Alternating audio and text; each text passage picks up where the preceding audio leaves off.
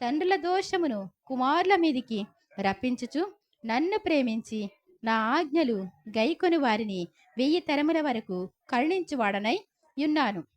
నీ దేవుడైన యెహోవా నామమును వ్యర్థముగా నొచ్చరింపకూడదు. యెహోవా తన నామమును వ్యర్థముగా నొచ్చరింపు వానిని నిర్దోషిగా ఎంచడు. విశ్రాంతి దినమును పరిశుద్ధముగా ఆచరించుటకు జ్ఞాపకముంచుకును. 6 దినములు నీవు కష్టపడి నీ పని అంతయు చేయవలెను. 7వ దినము నీ దేవుడైన యెహోవాకు విశ్రాంతి దినము. దానిలో నీవైనను నీ కుమారుడైనను నీ కుమార్తెనను నీ దాసుడైనను నీ దాసి అయినను నీ పశువైనను నీ ఇండ్లలోనున్న పరదేశి అయినను ఏ పనియు చేయకూడదు. 6 దినములలో యెహోవా ఆకాశమును భూమియు సముద్రమును వాటిలోని సమస్తమును సృజించి 7వ దినమున విశ్రమించెను. అందుచేత యెహోవా విశ్రాంతి దినమును ఆశీర్వదించి దాని పరిశుద్ధపరచెను. నీ దేవుడైన యెహోవా నీకనుగ్రహించు దేశములో నీవు దీర్ఘాయుష్మంతుడు అన్నట్లు నీ తండ్రిని నీ తల్లిని సన్మానించుము. నరహత్య చేయకూడదు, వ్యభిచరింపకూడదు, దొంగిలకూడదు, నీ పొరుగువాని మీద అబద్ధ సాక్ష్యము పలుకకూడదు, నీ పొరుగువాని ఇల్లు ఆశింపకూడదు, నీ పొరుగువాని భార్యనైనను అతని దాసునైనను అతని దాసినైనను అతని ఎద్దునైనను అతని గాడిదనైనను నీ పొరుగువాని తగు దేనినైనను ఆశింపకూడదు అని చెప్పెను. ఆమేన్. ప్రేమాగలమా ప్రియ రక్షకుడా, ప్రభువా మమ్ము కనికరించి మేమీ ఆజ్ఞల్ గైకొనుటకు మాయాత్మలను ప్రేరేపించు. ఆమేన్. బాబు ఈ ఫ్యాన్ ఒకసారి ఫ్యాన్ ఆన్.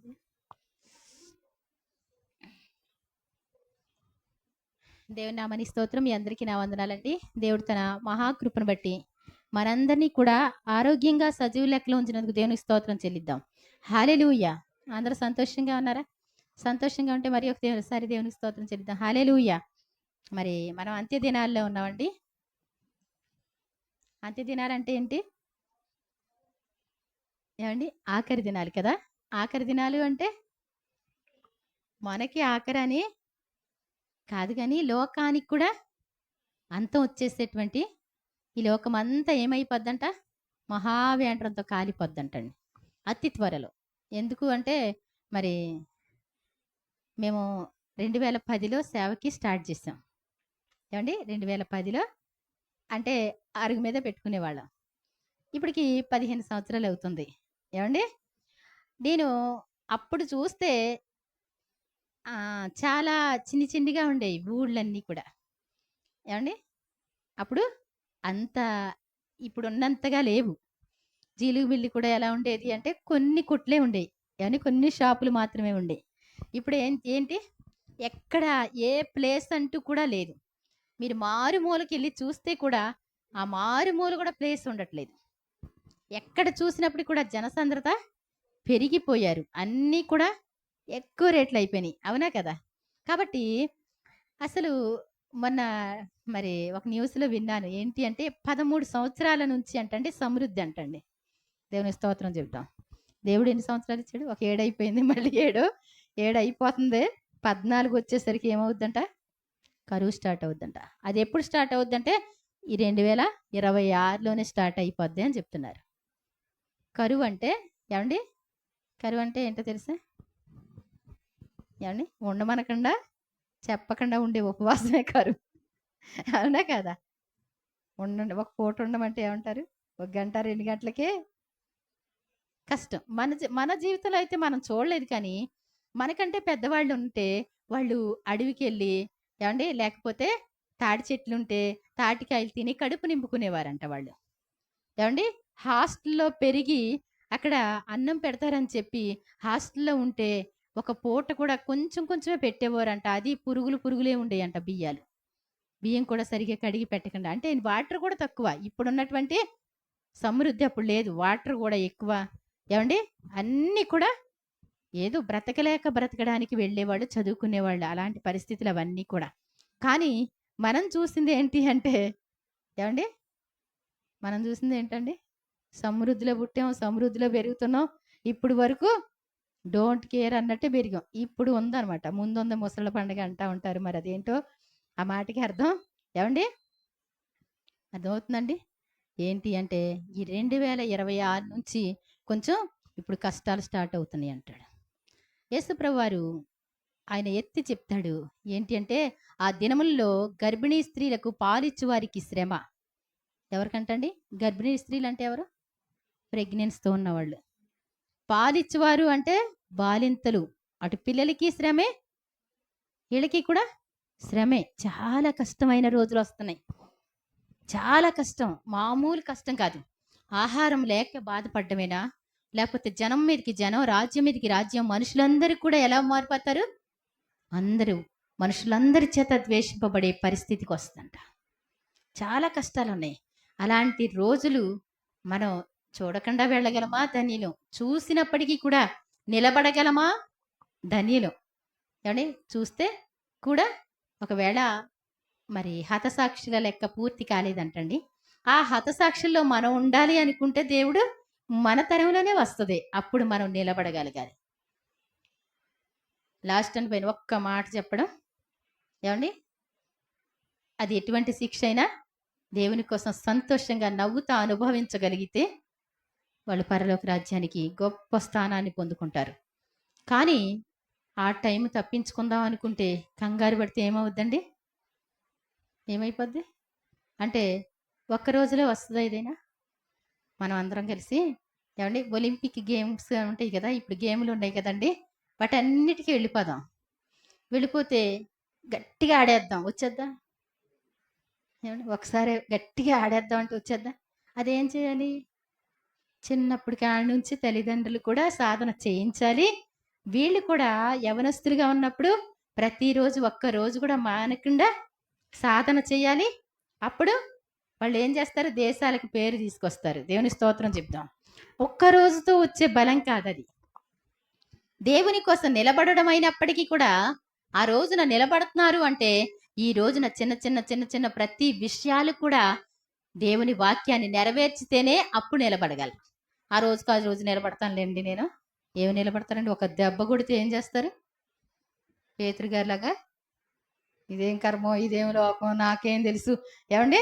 అసలు ఆయన ఎవరో, నాకేంటో, ఈ సంబంధం ఏంటో, ప్రతి ఒక్కళ్ళు అలాగే అంటారేంటి నన్ను? ఆయనతో ఉంటాం మీరేమన్నా చూసారా? ఆయన వెళ్ళిపోయి ఇంకో చోట కూర్చుంటే, అరే నువ్వు అలాగే అనిపిస్తున్నావు, ఏంటి ఎలా అనిపిస్తున్నాను? ఆ మాట కూడా అలాగే ఉంది కదా ఇతంది. ఓరి బాబోయ్! ఏమండి? ఆ ప్రిపేరింగ్ అనేటువంటిది లేదనుకోండి, ఎలా ఉంటుంది? ఒక్క దెబ్బ చాలు, ఒక్క చూపు చాలు. మనకి దెబ్బక్కల ఎదట వాడిని కొడుతుంటే ఆ దెబ్బ చూసామంటే అప్పుడు అయిపోద్ది మంది కూడా. అర్థమవుతుందండి? ఎదట వాడిని నిందిస్తూ ఉంటే అప్పుడే అయిపోద్ది మంది.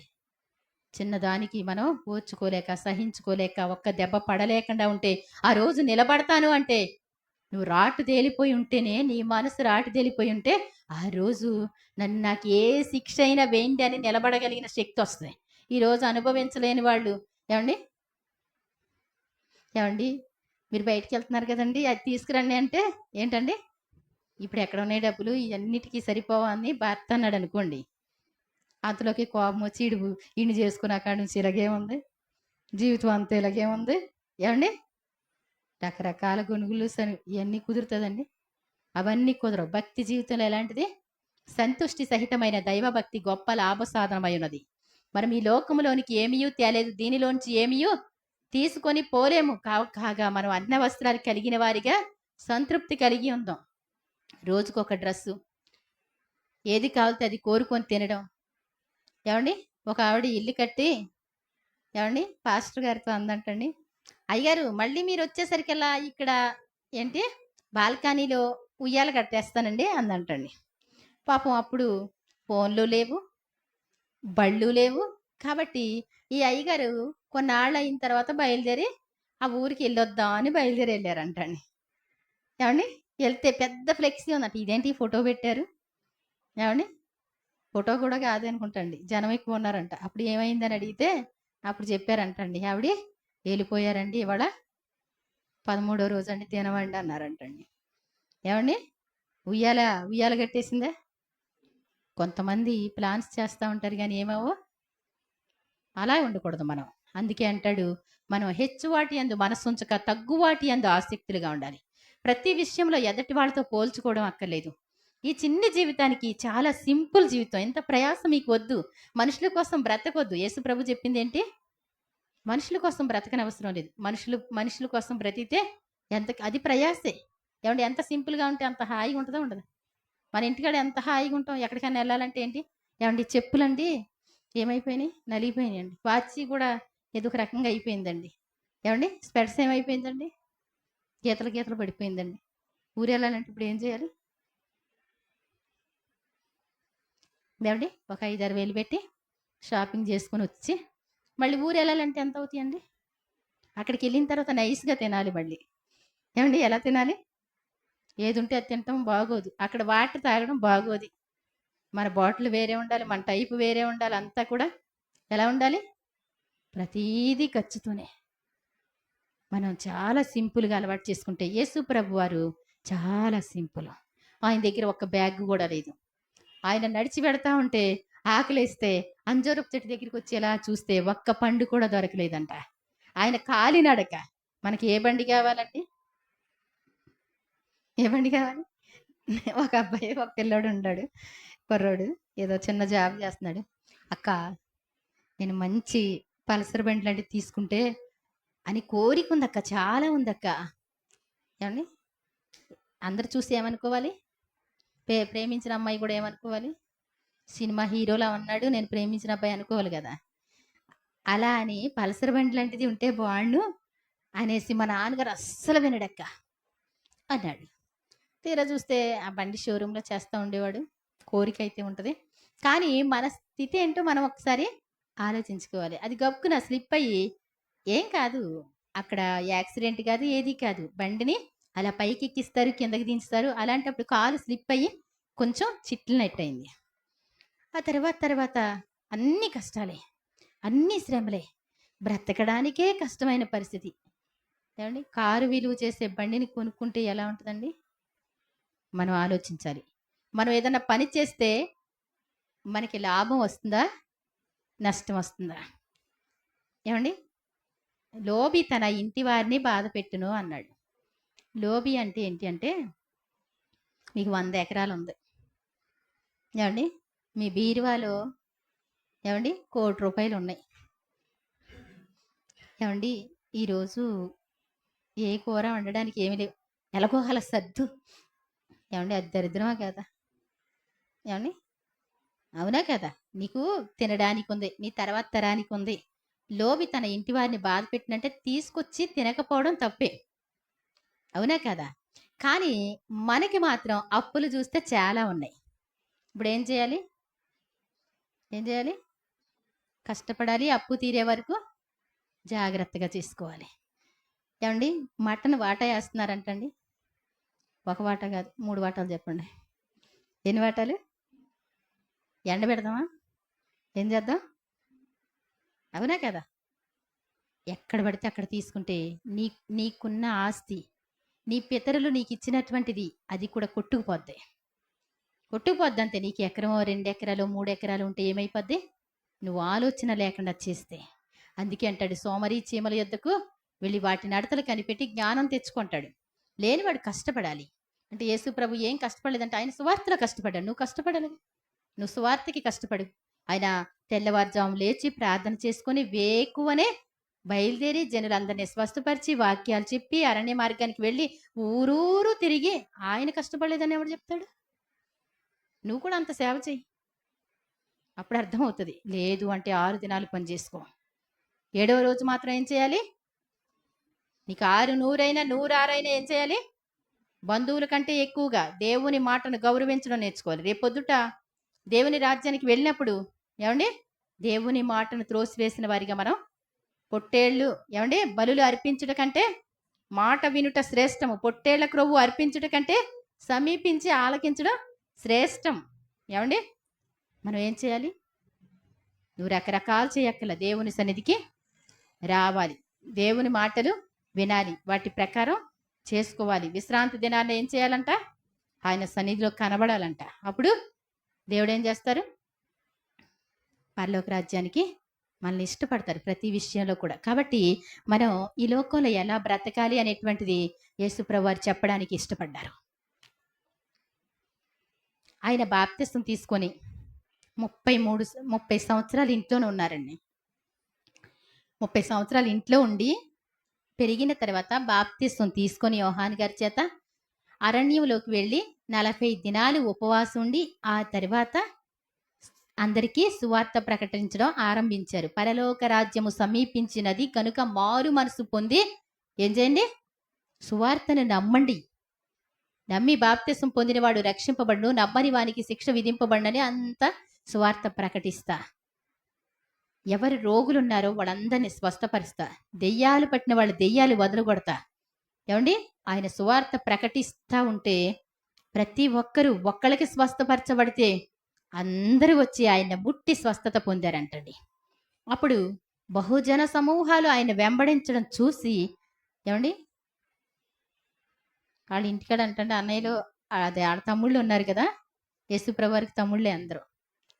అయ్యా మీకు దండం, రోజు తిరణాల్లో ఆయన నువ్వు ఎక్కడికన్నా ఇల్లు ఏంటంటండి రోజు ఇంటికే వస్తున్నారంట అందరం. ఏమండి ఒక్కసారి అద్భుతం చూసిన వాళ్ళు వచ్చి ఇప్పుడు మాకు ఫోన్లే ఖాళీ ఉండవు, అస్తమానం ప్రార్థన చేసుకుంటారు. ఒక్కసారి చూసిన వాళ్ళు ఏం చేస్తారు? అన్నయ్యకి బాగోపోతే తీసుకొస్తారు, తమ్ముడికి బాగోతే తీసుకొస్తారు. ఒక పెద్ద హాస్పిటల్ యేసు ప్రభు అంటే ఎవరు? పెద్ద హాస్పిటల్. వాళ్ళ తమ్ముడు వాళ్ళకి ఏమైందంటే పిచ్చెక్కిందని. ఏంటి ఇక్కడిక్కడ కాదు ఎక్కడన్నా చేసుకొని అద్భుతాలు గట్రా మా ఇంటికాడ ఇది కుదరట్లేదని చెప్తే ఆయన ఎవరింటికాడ చేయనిస్తారండి? ఎక్కడా కూడా కుదరదు కదా. ఆయన ఏం చేశారు అంటే సముద్ర తీరానికి వెళ్ళేవారు. ఏమండి? సముద్ర తీరం దగ్గర ఖాళీ ప్లేస్లు ఉంటే ప్రశాంతంగా వాక్యం చెప్పేవారు. మనకులాగా హంగు ఆర్భాటం ఏమీ లేదు. ఆయన చెప్తుంటే ఏమండి ఇలా మాకులాగా చెప్తే ఇలా కాదండి, తండోపతండాలుగా వస్తూ ఉంటే 1 గంట 2 గంటలు 3 గంటలు కాదు, ఎన్ని గంటలు? నేటికి 4 దినాలు వారు భోజనం చేసి వాళ్ళు మధ్యలో కూర్చున్న వాళ్ళు కూర్చున్నట్టే ఉన్నారు. రాత్రి పగలు దేవుని వాక్యం విన్నారు. వాళ్ళు వినగలిగినంత వరకు కూడా చెప్పి చెప్పి చెప్పి మత్తయి సువార్త 5వ అధ్యాయము 6వ అధ్యాయము 7వ అధ్యాయం పూర్తిగా చెప్పి ఏమండి 8వ అధ్యాయానికి మళ్ళా అక్కడ రొట్టెలు పంచిపెట్టి 8వ అధ్యాయంలో బయలుదేరితే మళ్ళా అక్కడ రోగులను స్వస్థపరుస్తూనే ఉన్నారు. దేవుని స్తోత్రం చెప్దాం. ఎన్ని దినాలు? 3 దినాలు అయిపోయింది. 4వ దినంలో వాళ్ళు సొమ్మసిల్లి పడిపోతారేమో. అర్థమవుతుందండి? మత్తయి సువార్త 5వ అధ్యాయము ఒక రోజంతా చెప్పుండొచ్చు. ఏమండి? 6వ అధ్యాయం ఒక రోజంతా చెప్పుండొచ్చు. 7వ అధ్యాయం ఒక రోజంతా చెప్పుండొచ్చు. 2-3 వాక్యాలు చెప్తే మనం ఏం చేస్తారండి మనోళ్ళు? ఎంత సాగదీత్యాలుగా. ఏమండి? నువ్వు ఆఖరి కొటేషన్ చెప్పకుండా ఉంటే బాగుండుగా, పావు గంట ఎందుకు చెప్పావు ఎక్స్ట్రా? ఏమండి? ఒకవేళ దేవుడు చెప్పమంటే చెప్పామేమో, మనకేం తెలుసు? అంతేనా కదా? అవునా? మనం ఎప్పుడు కూడా మనిషే చెప్తున్నారని ఊహించొద్దు. దానిలో ఉన్నటువంటి అర్థం ఎవరికో కావాలి, ఎవరికో ఆ వాక్యం కావాలి. దేవుడు చెప్పిస్తాడు. నువ్వెందుకు చెప్పావు? మీరు చెప్పండి వచ్చి నుంచొని.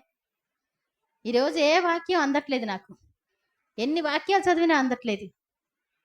ఏమండి? ఎలా చెప్పాలో అర్థం కావట్లేదు. ఏమండి? నా కుమారకి అన్ని లైన్ ఇలా ఉంటాయి అనుకుంటున్నారు. ఇక్కడ నిలబడినప్పుడు ఆయన మాట్లాడితేనే తప్ప నా వల్ల కాదు. ఏం చెప్పను ప్రభు, ఏం చెప్పను ప్రభు అంటే ఈ 5వ అధ్యాయం నుంచి స్టార్ట్ చేసి చెప్పమన్నాడు. ఎంతవరకు వస్తుందో నాకు తెలియదు. మనం పరలోక రాజ్యానికి వారసులుగా ఉండాలి అనుకున్న మనం కొంచెం దినాలే మన ముందున్నాయి. ఇంకా కొన్ని రోజులు మాత్రమే. ఎన్నో రోజులు లేదు. ఏమండి? మీ పనులు మీరు చేసుకోండి, మీ సంతోషం మీదే. కానీ సమయం వచ్చినప్పుడు ఏం చేయాలి? మీరు దేవుని పనులే చేసుకోవాలి, దేవుని కోసమే నిలబడాలి. చాలు, అప్పుడు పరలోక రాజ్యం వెళ్ళిపోతాం మనం. అవునా కదా? ఇది భారం కాదు, బరువు కాదు. ఏమండి? యేసుప్రభుని నమ్ముకున్న వాళ్ళకి బరువా? యేసుప్రభుని నమ్ముకున్న వాళ్ళకి భారమా? ఆయన ఏమన్నాడు? ప్రయాసపడి భారం మోసుకుంటున్న సమస్త జనులారా నా యొద్దకు రండి, నేను మీకు విశ్రాంతి కలుగజేస్తాను. ఏమండి? పూర్వం ఎలా ఉండేవాళ్ళు అంటే ఇంటికొక ఏమండి బాగుచేతలు ఉండేవాళ్ళు. ఎప్పుడు చూసినా ఏవండి వాళ్ళు వస్తానే వెళ్తానే ఉండేవారు. మా జీలిగి మిల్ నుంచి కూడా ఈ వారసుగూడెం శనివారం వచ్చేవాళ్ళా? ఏ వారం అండి ఆళ్ళొచ్చేది? జీలిగి మిల్లోళ్ళు శనివారమో ఎలాగో వచ్చేవాళ్ళు ఇక్కడికి. ఆ! ఆళ్ళని అంటే భూత వైద్యులు అంటారు. ఏమంటారు? వీళ్ళ భాషలో వెజ్ అంటారు. వెజ్జోళ్ళు అంటారు. సింపుల్‌గా అనమాట. వెజ్ ఆయన వచ్చాడండి. ఎవరు? జీలుగు మిల్లి వెజ్ ఆయన వచ్చారు అంటే అందరూ చెప్పుకొని పరిగెత్తుకుంటూ ఎళ్లి తలా ఒక కోడి తీసుకెళ్ళి చక్కగా బొట్టు పెట్టించుకొని ఏవండీ అర్థమవుతుందా? నేను వచ్చినప్పుడు నేను ఒక్కసారి వచ్చెళ్ళాను. ఆ తర్వాత ఆళ్ళు మళ్ళీ రావడం చూడలేదు. దేవుని స్తోత్రం చెప్దాం.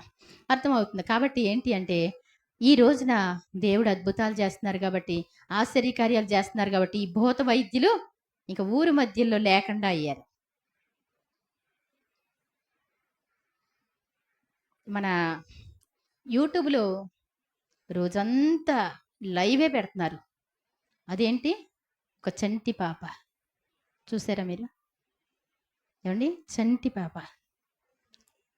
పుట్టడానికి 2 సంవత్సరాల చిల్లరుంటాయి. 3 సంవత్సరాలు కూడా ఎక్కువే. ఏవండీ? కుక్కతో పాటు ఎళ్ళింది జస్ట్ ఎదరికి మాయమైపోయింది. ఇవాళకి శనివారానికి వారం. ఏవండీ? తల్లి చిన్నమ్మాయే ఏడుస్తుంది. కుక్క దగ్గరికి ఎళ్తుంది. ఏవండీ? ఆ కుక్కను పట్టుకొని తీసుకొచ్చి మా కోళ్ళగాబు లాంటి దాంట్లో పెట్టి ఏవండీ? పట్టుకొని తీసుకొస్తే అమ్మాయి గన తీసుకెళ్తదేమో, అమ్మాయి దగ్గరికి తీసుకెళ్తదేమో అనుకుంటే, ఆ కుక్కకు గూడా మతి స్థిమితం లేకుండా పోయిందంట. అంటే అర్థమేంటి? భూత వైద్యులు చేతిలోకి పిల్ల చిక్కింది నాకర్థమైన విషయం. ఆ కుక్కకు కూడా మైండ్ లేకుండా చేశారు. అది వెంటనే దాని మైండు స్థిమితం లేకుండా అయిపోయింది. వాళ్ళంటారు కుక్క మీదే భారం, పోలీసులదే భారం, ప్రకృతిదే భారం. ఎవరిది భారం అండి? నేను కింద పెట్టాను. యేసు ప్రభు మాత్రమే రక్షించగలరు, సహాయపడగలరు. ఆ పిల్ల ప్రాణం ఇవ్వండి ప్రభువా ఉసూరు అనిపించింది చాలా. నిన్ను కాపాడువాడు కునుకడు నిద్రపోడు. నువ్వు ఇలా ఉన్నావు అంటే నీ దేవుడు అనుక్షణం కాపాడుతున్నాడు. ఆ తల్లి ఏమీ తినట్లేదు. ఒకవేళ పిల్ల శవం శనివారం చనిపోతే ఈ రోజుకి దినాలు తద్దినాలు అయితే ఆ రోజుకి ఆ రోజే తింటారు. తినరండి? ఈ రోజు వరకు ఏం తినకుండా కుక్క దగ్గరికి వెళ్ళి కూర్చుంటుంది. ఎక్కడో చెప్పవే అంటుంది. ఎంత వేదన పడుతుందో చెప్పలేం. యేసు ప్రభు నిన్ను కాపాడుతా ఉండబట్టే ఇంతవరకు ఉన్నావు. దేవుని కాపుదల, దేవుని భద్రత నీకుంది. నువ్వు దేనికి చింతపడని అవసరం లేదని చెప్తున్నాడు. నువ్వు చేసే ప్రతి పనిలో తోడుగా ఉంటాడు అంటాడు. నీ చేతుల కష్టార్జితాన్ని ఆశీర్వదిస్తా అంటాడు. నీకు తెలివి ఇస్తాను, నీకు జ్ఞానం ఇస్తాను అంటాడు. నువ్వు చేసే పనుల్లో తోడుగా ఉంటాను, దీవెన కలుగునట్లు ఆజ్ఞాపిస్తానని ఆయన చెప్తారు. ఆయన మాట వినకుండా ఓన్లీ ప్రభువా అంటే కుదరదు. నీవు ఆయన పని చెయ్యాలి. ఆయన ఏది చెప్తే అది చెయ్యాలి. కాబట్టి మత్తయి సువార్త 5వ అధ్యాయంలో మనం చూస్తే గనక యేసు ప్రభువారు పరలోక రాజ్యానికి మనం ప్రయాణం బయలుదేరిన మనకి ఏమండి ఎలాంటి ఈ ప్రయాణం కొనసాగాలో ఆయన చూపిస్తున్నారు. మన జీవితంలో ఒక క్రైస్తవ జీవితం అంటే ఎలా ఉండాలి? మత్తయి సువార్త 5వ అధ్యాయం మొదటి నుంచి చదువుదామండి. ఆయన ఆ జనసమూహములను చూచి కొండ ఎక్కి కూర్చుండగా ఆయన శిష్యులు ఆయన యొద్దకు వచ్చిరి. అప్పుడు ఆయన నోరు తెరిచి ఇలాగ బోధింపసాగింది. చూడండి, ఇంకొంచెం పైన చూస్తే గనక మరి 4వ అధ్యాయము 23వ వచనం. యేసు వారి సమాజ మందిరములలో బోధించుచు దేవుని రాజ్యమును గూర్చిన సువార్తను ప్రకటించుచు ప్రజల్లోని ప్రతి వ్యాధిని రోగమును స్వస్థపరచు గల్లియా అందంతటా సంచరించెను. ఆయన కీర్తి సిరియా దేశం అందంతటా వ్యాపించెను. నానా విధములైన రోగముల చేతను వ్యాధుల చేతను పీడింపబడిన వ్యాధిగ్రస్తులందరినీ, దయ్యము పట్టిన వారిని, చాంద్ర రోగులను, పక్షవాయువు గల వారిని వారు ఆయన యొద్దకు తీసుకొని రాగా ఆయన వారిని స్వస్థపరిచెను. గలిలయ, దెకపొలి, యెరూషలేము, యూదయను ప్రదేశముల నుండి యోర్దానునకు ఆవల నుండి బహు జన సమూహములను ఆయనను వెంబడించిరి. ఆయన ఆ జనసమూహములను చూచి కొండ ఎక్కి కూర్చుండగా ఆ జనసమూహములు ఆయన యొద్దకు వచ్చిరి. అప్పుడు ఆయన నోరు తెరిచి ఇలాగ బోధింపసాగెను. ఇప్పుడు వరకు కూడా స్వస్థతలు, అద్భుతాలు అన్నీ చేశారు. ఎవరైతే దయ్యాలు పట్టి గడగడ గడగడలు ఆడిపోతున్నారు. వాళ్ళందరి దెయ్యాలు తొలగించారు. చాంద్ర రోగులు అంటే మూర్ఛ, యేసు ప్రభుని చూడగానే కింద పడేయడం, కట్ట కట్ట కట్ట కట్ట ఏమండి కాళ్ళు చేతులు వంకర పోవడం, మూతి వంకర పోవడం, అలాంటి వాళ్ళని బాగు చేశారు. పక్షవాయువు గల వారిని బాగు చేశారు. మరి జ్వర పీడితులు లేకపోతే మంచాలు పట్టి ఉన్న వారిని అందరినీ బాగు చేస్తే అందరూ దేశం అంతా కదిలొచ్చినట్టు ఎలా వచ్చేస్తున్నారు?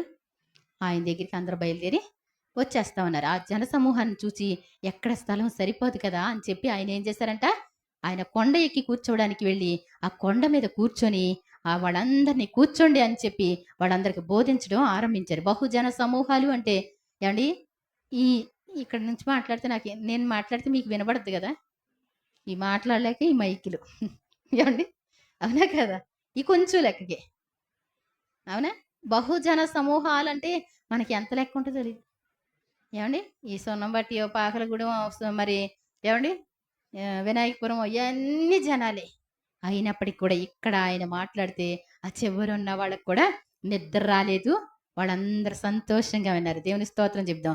ఆయన చెప్పిన మాటలు భూలోకంలో ఎవ్వరు కూడా చెప్పలేదంటండి. అలాంటి అందమైన మాటలు, అంత జ్ఞానం కలిగిన మాటలు, అంత లాభకరమైన మాటలు, అంత మంచి మాటలు ఎవ్వరికీ రావు. ఎవరికైనా వస్తే రావండి. కాబట్టి ఆయన చెప్తా ఉంటే అందరూ విన్నారంట. ఆ మాటలు మనం చూద్దాం. ఆ మాటల ద్వారా మరి ఎంత ఎంత దేవుడు నడిపిస్తాడో టైంని బట్టి మిగిలింది కూడా తర్వాత కంటిన్యూ చేసుకుందాం. ఆత్మ విషయమే దీనులు అయిన వారు ధన్యులు. దేవుని స్తోత్రం చెప్దాం. పరలోకానికి మనం వారసులు అవ్వాలి. ఏమండి, పరలోక రాజ్యాన్ని మనం సంపాదించుకోవాలి అంటే ఏం చేయాలంటండి? ఏమండి, ఆత్మ విషయమై దీనులైన వారు ధన్యులు, పరలోక రాజ్యము వారిది. యేసుప్రభు వారు చెప్పినటువంటి మాట ఏ మాట అంటండి?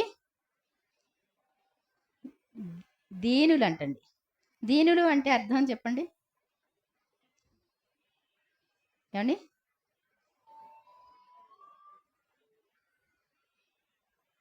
ఏమండి, దీనులు అంటే అర్థం ఏంటి? ఒక దెబ్బ కొట్టాడు అనుకో, అవతలకి వెళ్ళి పడతాం అనుకో, ఆడ దీనుడు. దీనులు అంటే ఎవరు?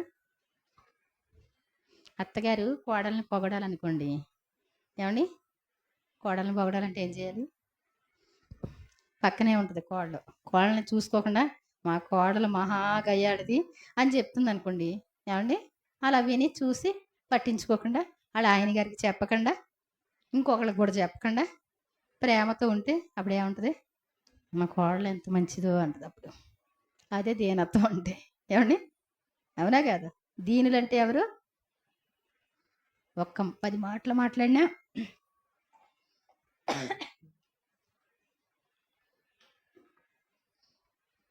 మాటకి ఎదురు చెప్పనటువంటి వాళ్ళు, అవునా కదా?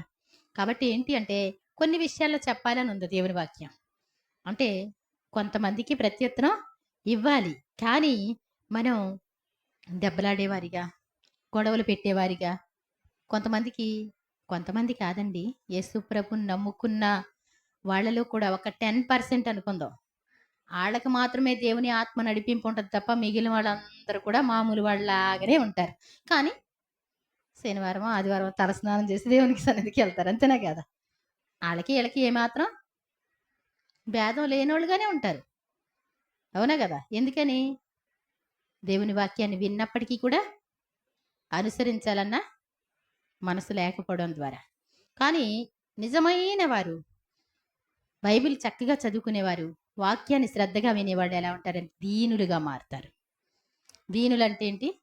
ప్రతి విషయాన్ని మనం డీల్ చేయకుండా దేవుడే డీల్ చేస్తారు. దేవుని స్తోత్రం చెప్దాం. మరి ఏ గొడవైనా ఏం చేయాలి? మనం దేవునికి అప్పచెప్పుకోవాలి అని యేసుప్రభువు వారు సెలవిస్తా ఉన్నారు. ఇక్కడ దీనులైన వారు ధన్యులు, పరలోక రాజ్యము వారిది.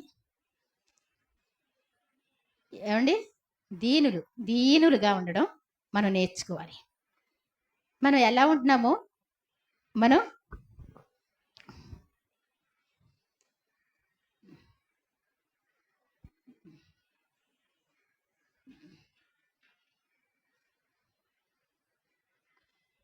మనం గమనిస్తే మనకి అర్థమవుతూ ఉంటుంది. మన జీవితం ఒక్కసారి ఎదటి వాళ్ళు పాయింట్ చేసి చూపించిన అవసరం లేకుండా మనం ఏం చేయాలి? ఏ విషయమైనా ఏం చేయాలి? ఎలా ఉండాలి? కొంతమందికి ఎవరితోన్నా చెప్పించుకోవడమే ఇష్టం ఉంటుంది, పెద్దలతో తెప్పించుకోవడమే ఇష్టం ఉంటుంది, పంచాయతీల్లో కూర్చోవడమే ఇష్టం ఉంటుంది, పోలీస్ స్టేషన్కి వెళ్ళడమే ఇష్టం ఉంటుంది, కోర్టుకి వెళ్ళడమే ఇష్టం ఉంటుంది. ఏమండి? అవునా కదా? మనం ఏం చేయాలి? నీతి అనేటువంటి దాన్ని నువ్వు ఒక్కసారి చూసుకుంటే ఎలా ఉంటుంది? ఎదటి వాళ్ళతో నువ్వు చెప్పించుకోని అవసరం లేదు, అంతే కదండి? నువ్వు తప్పు చేయకుండా ఉంటే ఎవరు నీకేమీ చెప్పరు. ఏదైనా తప్పు చేస్తేనే ఇలా చేయకూడదు కదా అంటారు. వాళ్ళకి తెలుసు, తెలిసినప్పటికి కూడా ఏం చేస్తారు? చాటుగా చేద్దాం. ఏమండి? ఏమండి? తప్పు చేయకూడదని తెలిసేవాళ్ళు డైరెక్ట్గా చేస్తారండి. అమ్మ ఎదురుగుంటా, నాన్న ఎదురుగుంటా చేస్తారా తప్పు చేసేవాళ్ళు? భార్యకి తెలిసి ఇంకొకరితో మాట్లాడతారండి. ఏం చేస్తారు? ఏమండి? ఏం చేస్తారు? చాటుగానే మళ్ళీ అయ్యండి డిలీట్లు చేయాలి, నానా బాధ కదా. ఎందుకు అంటే తప్పు చేసే వాళ్ళకి తెలుసు, కానీ చాటుగా చేస్తున్నాం, మనల్ని ఎవరు చూడట్లేదు, ఇది బయటపడదు అనేటువంటి విషయంలో చేస్తారు కాబట్టి వారు అందరితో చెప్పించుకోవాల్సిన పరిస్థితి వస్తుంది. కానీ మరి దేవుడు చూస్తున్నాడు అన్న భయం ఉంటే గనక మనం ఏ తప్పు చేయలేం. అర్థమవుతుందండి? ఎవరి మీద నేరం మోపలేం, ఎవరిది కూడా ఆశించలేం, ఎవరిని నిర్నిమిత్తంగా మాట్లాడలేం. ఎవరు చూస్తున్నారు మనల్ని? దేవుడు ప్రతిదానికి లెక్క చూస్తారా లేదా? నీ ప్రతి మాటికి లెక్క అప్పచెప్పాలి, ప్రతి రూపాయికి లెక్క అప్పచెప్పాలి, ప్రతి విషయంలో కూడా. నీకు ఏ బాధ్యతలు దేవుడు అప్పచెప్పాడో, ఒక భర్తగా బాధ్యత అప్పచెప్తే భర్త పిల్లల్ని, భార్యని, పిల్లల్ని, తల్లిదండ్రుల్ని అందరినీ చూసే బాధ్యత నీకుంది, బ్రతికున్నంతకాలం ఉంది. ఒక భార్యగా దేవుడు నీకు ఇస్తే ఏం చేయాలి? అత్తమామలు చూసుకోవాలి, అటు తల్లిదండ్రులను చూసుకోవాలి, రేపొద్దున పిల్లలు పుడితే వాళ్ళని చూసుకోవాలి. నాకు కుదరదు అంటే కుదురుద్దండి. ఏమండి? ఒక తల్లి పిల్లల్ని వదిలిపెట్టేసి ఇంకొక ప్రేమించిన వాళ్ళతో వెళ్ళిపోయింది అనుకోండి, వాళ్ళు ఏమంటారు? దానికి పుట్టకపోయినా బాగుండు అంటారు. ఒక ఒక కోడిని చూస్తూ ఉంటాం, 2 కాళ్ళు పడిపోయినా ప్రాణం ఉన్నంత వరకు ఆ పిల్లల్ని అలాగా రెక్కల్లో పెట్టుకొని ఉంటుంది. తిండి తినలేకపోయినా దాని వైపు చూస్తూ ఉంటుంది. ఎంత ఓపికతో ఉంటాయి, ఎంత వేసవికాలం వచ్చి కూర్చోలేకపోయినా గుడ్ల మీద అలా కూర్చుంటే ఓపికతో. మనకి ఇవ్వబడిన బాధ్యత మనం ఏం చేయాలి? నేను ఫ్రీగా ఉండాలంటే పెళ్ళిళ్ళు చేసుకోక్కర్లా, మనం బ్రతకనవసరం లేదు అసలు ఫ్రీగా ఉండాలంటే, అవునా కదా? కాబట్టి ఏంటంటే మనం చాలా జాగ్రత్తగా దేవుని మాట వినాలి. ఇక్కడ దీన మనస్సు దేవుడు ఏమైనా ఎత్తి చెప్పారా? చూద్దాం ఒకసారి చూడండి.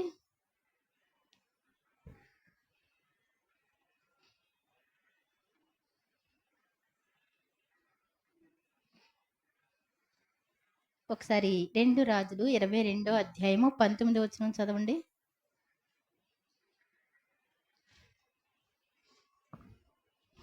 2 రాజులు 22వ అధ్యాయము 19వ వచనం.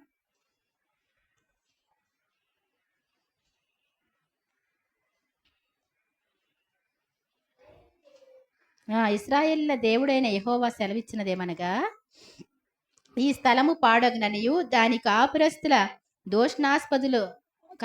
దోషణాస్పదులు అగుదురనియు నేను చెప్పిన మాటలను నీవు ఆలకించి మెత్తని మనస్సు కలిగి యెహోవా సన్నిధిని దీనత్వం ధరించి నీ బట్టలు చింపుకొని నా సన్నిధిని కన్నీళ్లు రాల్చితివి గనుక నీవు చేయు మనవిని నేను అంగీకరించి ఉన్నాను. ఇక్కడ యోషియా అనేటువంటి రాజు అనమాట అండి. యోషియా ఏమండి? యోషియా అనేటువంటి రాజు తన సింహాసనం ఎక్కేసరికి 8 సంవత్సరాలు వాడు.